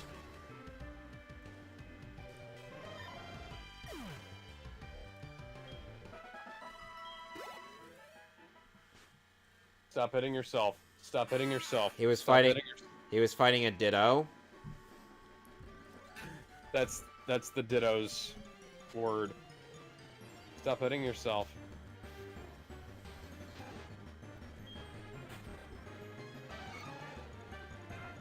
Oh, Crocodile Dundee came out in 1986. Jumpin' Jack Flash. Which explains the reference to the part of the Crossfire Hurricane ain't in that song, because one of Abdul's attacks is Crossfire Hurricane. Song of the South got reissued for like its 40th anniversary in 1986. Yes, one of the most racially insensitive Disney properties. I wouldn't say that. I mean, they, trying to think. Alex, do you really want me to quote a certain bit from Peter Pan? I was trying to come up with something funnier than that, but sure, go ahead. Why is a red man red? Star Trek IV: The Voyage Home, that was 1986. Notice you didn't dignify that with a response. There's a movie called Eye of the Tiger. It's the eye of the tiger, it's the thrill of the fight, rising up to the challenge of our rivals. Movie. Oh, come on! It didn't have that song in there.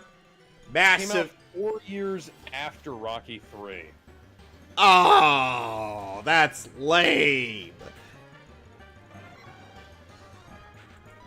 We gotta do the Rocky movies, man. Yeah. And by the way, that quote I said from Peter Pan, that is actually something Screen Junkies has cited for the apparent racism that Disney had back in the past. It was. I didn't know that they made a Psycho 3, but apparently Anthony Perkins directed the film as well as starring in it. All right, my Heracross is now all set and ready to go against Whitney's Miltank.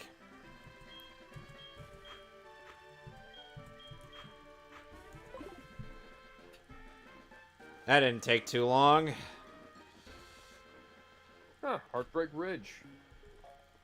Directed by Clint Eastwood. You were going through all of these movies in 1986, aren't you? Yeah. Oh, Three Amigos. That was a good film. Holy shit. What? Oh, no, I was looking at something else. Never mind. Doesn't matter. King Kong Lives. Okay, Alex. So, starting with Heart Gold, Soul Silver, they no longer have the coin case. Or rather, they no longer have the game corner. You know what they did to replace it? And replace it with the Hall of Random bullshit. They replaced it with fucking Voltorb Flip. Or you're gonna say the Voltron Factory.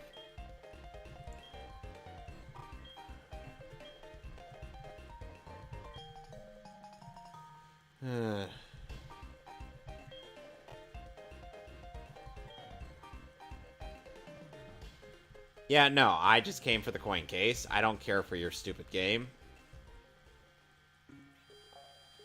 The game corner is still in the Japanese version of Heart Gold, Soul Silver, but it's not in the English version.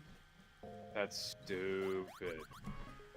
You are stupid. You are stupid. And you know what else? You are stupid. Had to quote Dexter's Lab for that one.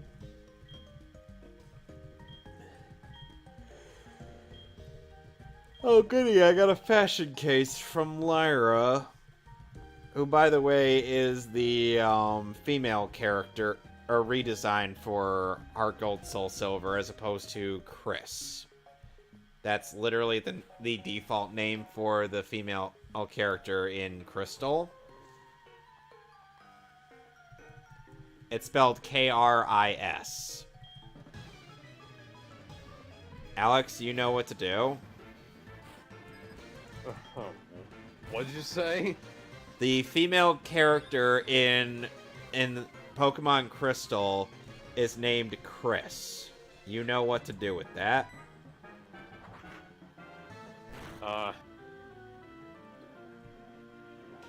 Tell her not to take steroids like Chris Redfield did? No, you're supposed to go, Chris!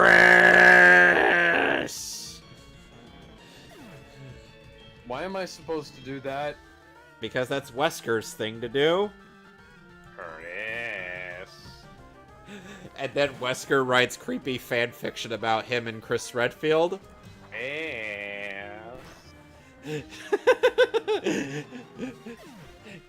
Kisses and... Oh! This is the Resident Evil!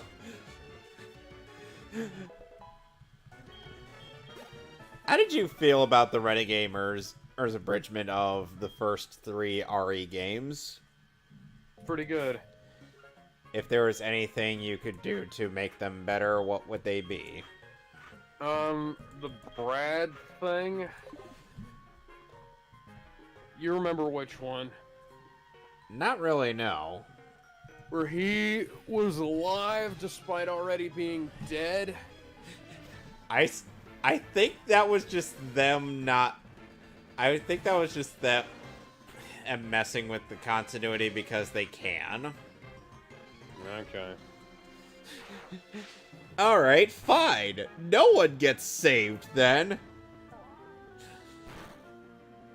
So part of me wanted to imagine, that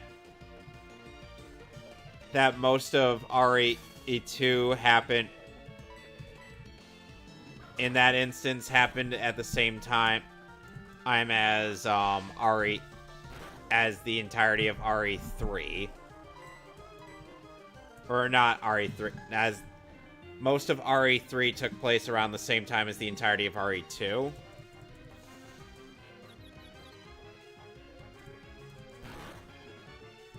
I know that's not the case, but you get the idea, Alex. Yeah.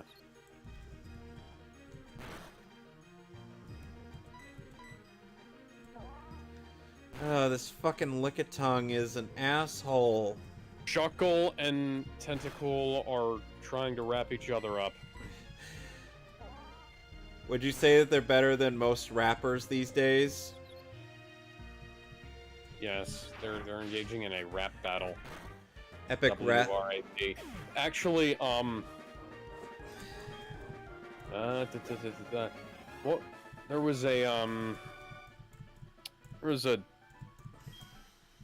video that Ashens made where you could either it was a multiple choice thing back when annotation still worked on fucking videos, and unfortunately now the multiple choices are lost to history. Thanks, YouTube. But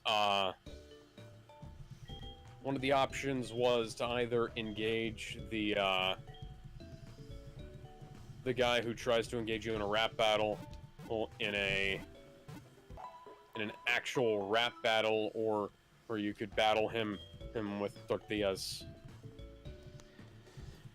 There were multiple interactive choices, Insanity not included. And the first one was with this guy not sure about having a baby with his girlfriend, and the girl was like talking about some weird stuff that they could have with the baby. But if you don't end up choosing either one, she ends the conversation with, "If you won't do it, your father will." Yeah.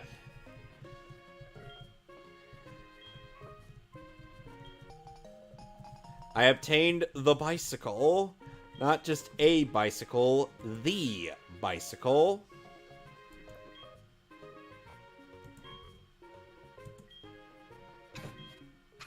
How do you feel about the bicycle, Alex? I can take it or leave it. Do.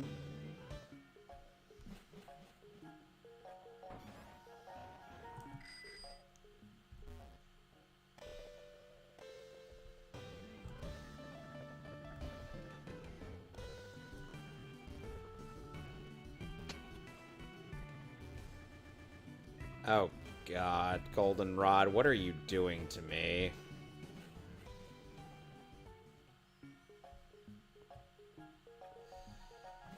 Like, I love Goldenrod, but come on, emulator. Why are you chucking when you get here? Well, Alex, I suppose I should learn by now that emulation is hard. Isn't an exact science at best. Yeah. If I would have preferred to do this legitimately with a 3DS capture card in my 3DS, but unfortunately, because my 3DS is being stupid and not wanting to take a charge, that's not going to be an option for me, and I'm not spending another $100, $200 something just to get another one.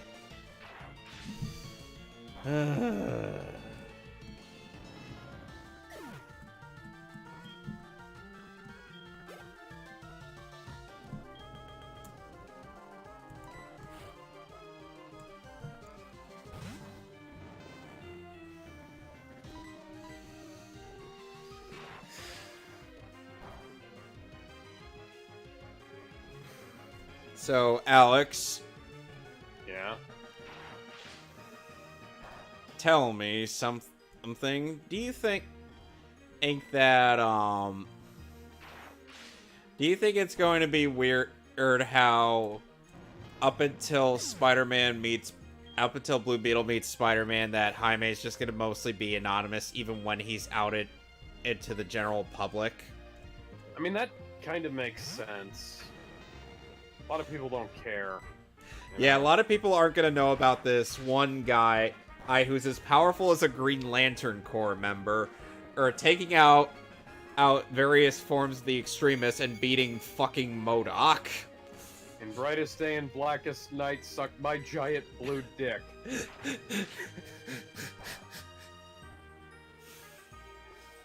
Sad thing is, I think Kaji Ida could actually make that happen.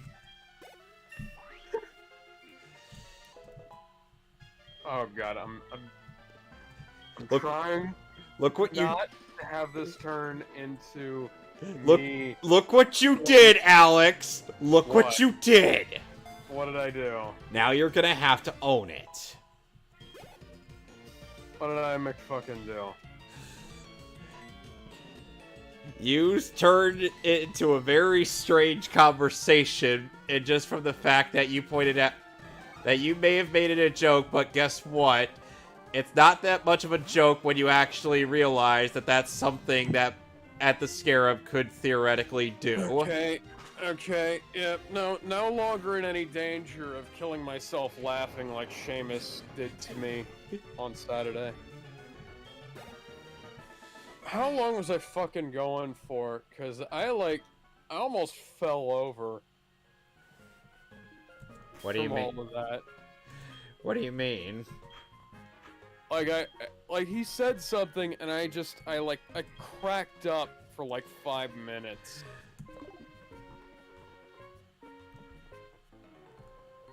I'm not sure how to answer that. I mean, we've been going since roughly around like 7:45.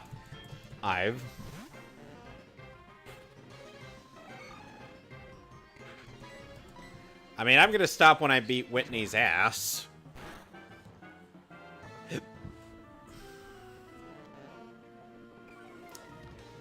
Alex, you're not gonna question my choice of phrasing?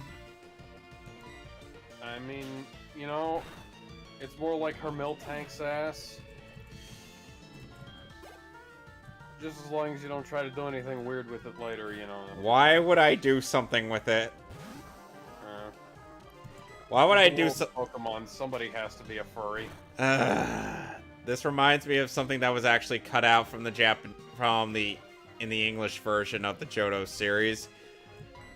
Is because I think I mentioned this before, but there was a bit where both Ash's Cyndaquil and Meowth were suckling on Miltank's teats.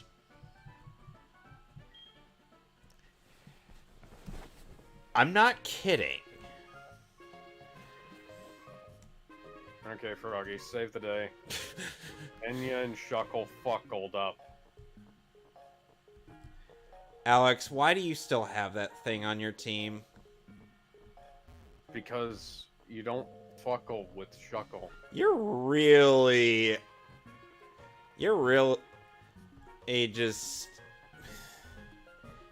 just going on with that meme, aren't you? I am going to embrace that fucking meme, no matter how detrimental it is to my party. Okay, first question. Can you check the town map with the Pokegear? Yes. You are correct. The second question. Nidorina can only be female. True? Yes. You are correct. Third question. The Pokeball creator uses apricots as ingredients. No. Question, it is impossible to use a TM on Magikarp, true? Yes.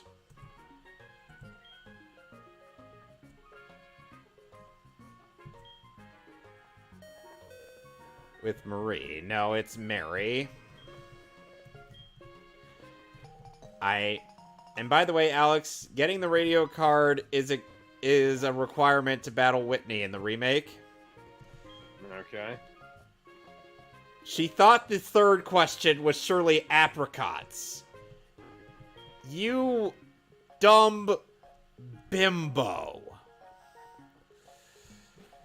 Now to go up to Buena to get at the blue card.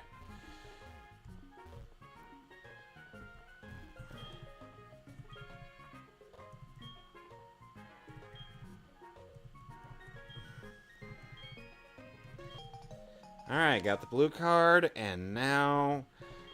Now there's only one thing left to do. To beat up a little girl and her fat cow. Don't talk about her mother like that. Not that cow.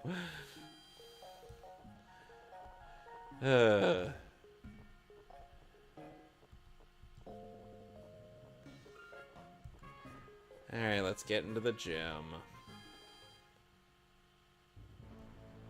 Alright, so unlike before, the Clefairy is actually elevated. It's not a maze.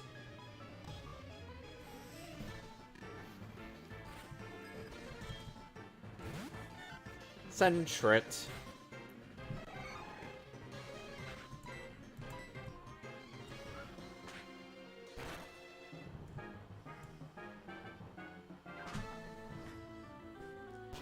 Discombobulate.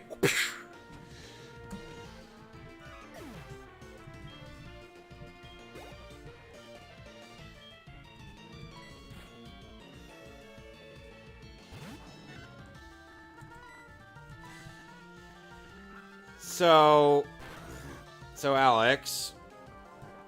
Yeah. You think that Alright, no wait.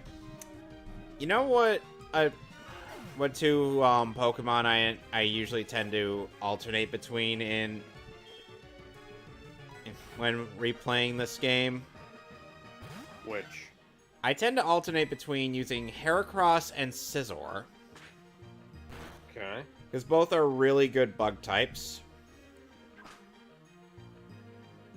Obviously, the only con to this strategy is the fact that both are 4 times weak to something.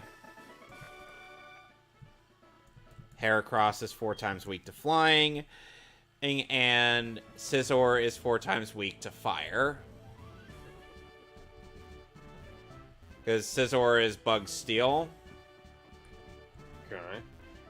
And in... So many fucking... One Tentacruel destroyed a whole fucking city in Pokemon the series. And I'm just finding these things out, and... Well, that's because that Well, that's because that Tentacruel was gigantic. Did you forget that detail? I thought they were all that size. No, they weren't. Huh. Seriously, you could check the height of a Tentacruel on the Pokedex. They're not that big. Did that one get bitten by radioactive Bruce Banner? So you're telling me that the reason that Tentacruel was gigantic was because Hulk just happened to bite into it? Well, he was hungry for some calamari, don't you know? Hang on, Octopus is takoyaki. Yeah. I was about to say. Hey, wait, isn't that something else? So, funnily enough, in Heart Gold, Soul Silver, the Cyndaquil line actually learns Flame Wheel much earlier than it does in Crystal. Okay. Also, keep in mind, Flame Wheel in Generation 4 onwards is a physical move, not a special move. It's because of the physical special split.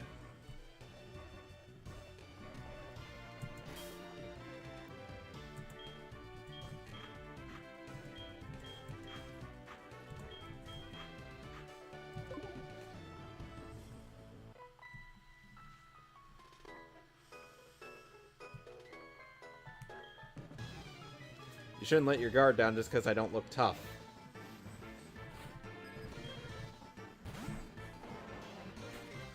I swear, by the time you make any progress on there, I'll have already caught up to you, Alex. Maybe. I'm already at Whitney's gym. Ugh. I'm not into that.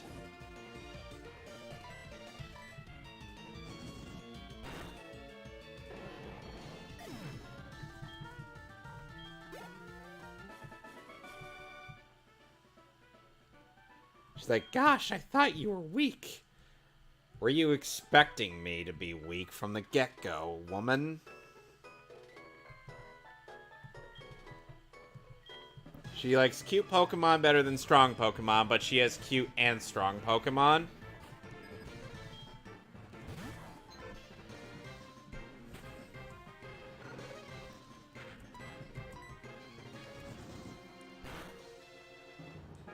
Alex, how do you feel about Jigglypuff? I'm okay with it. I'm a bit less okay with Wigglytuff. I think it needs to chill the fuck out. How do you figure Wigglytuff needs to chill out? I don't know. I'm just pulling shit out of my ass. Oh, God.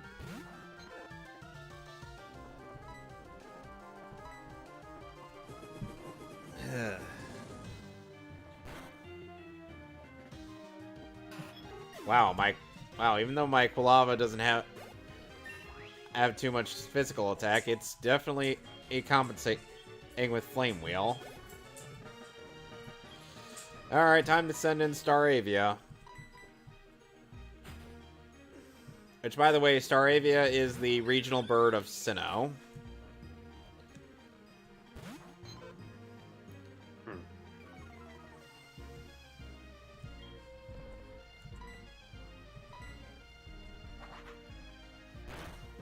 Well, one of the regional birds.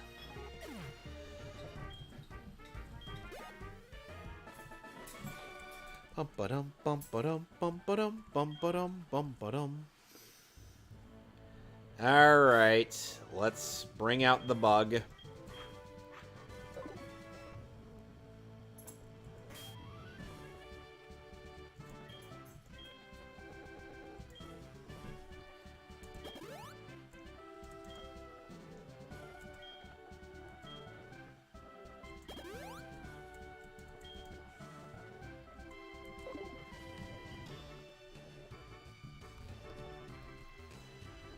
You know what, you know what Ted ended up naming his Heracross in the Brain Scratch Nuzlocke run?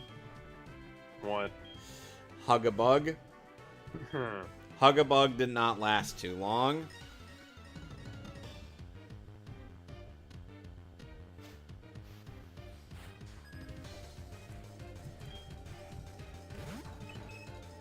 Clefairy?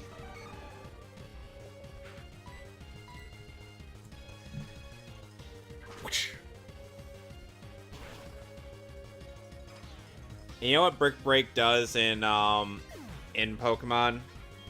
What? It has the ability to break Light Screen and Reflect. So this is a really good move you want on your fighting type, and there's the fucking cow!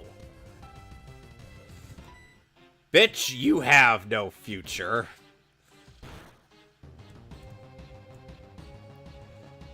Karate chop!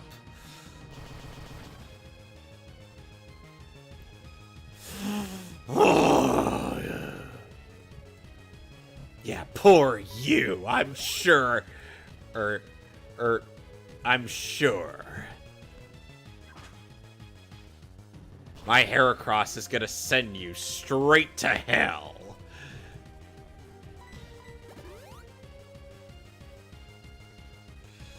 You're only delaying the inevitable!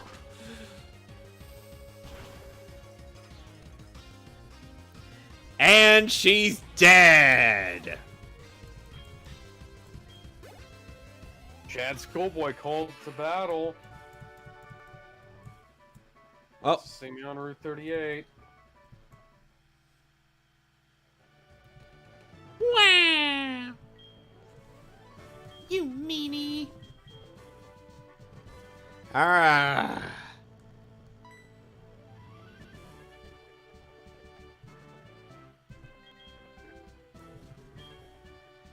Well, that just makes her out to be a sore loser.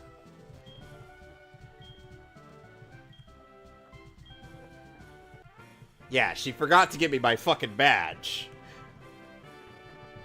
When you have been karate chopped by my Heracross, that demands that you give me my goddamn gym badge.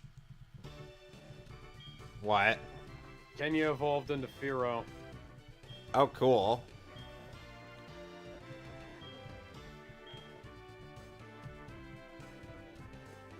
Alright. Let's get out of this place. Let's not go to Goldenrod City anymore. 'Tis a silly place.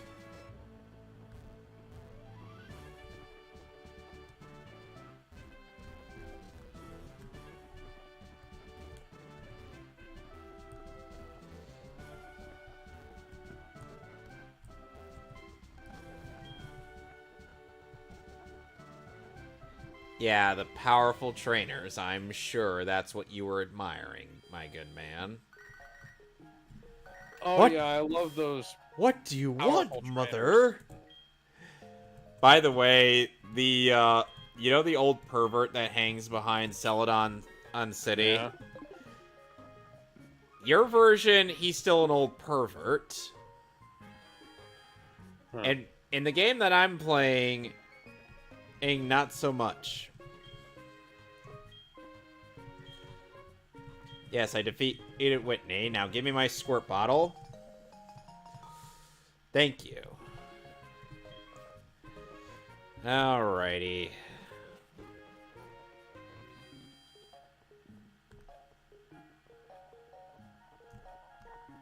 I'm gonna go heal up and then save. Well, Shuckle fainted, Oh no, what a horror. but Shuckle did well. Oh no, the horror. Let me guess, you're using spacebar? Right trigger, but yes.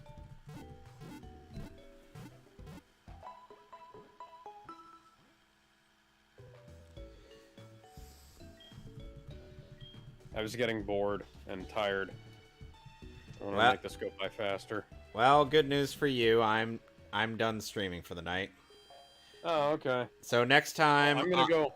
So next time on Oh, I didn't even mean to hit it that time. I was gonna try and go back home. So next time on the Mehcast, I will be streaming Pokemon Coliseum, and meanwhile, Alex will be doing more Sonic 3 Yes. and Knuckles Nuclear. Next time I get back to doing this game, we are going to be going to Ecruteak and beating the shit out of Morty. So, Sonic 3 and Nucleus. yep. So until then, toodles.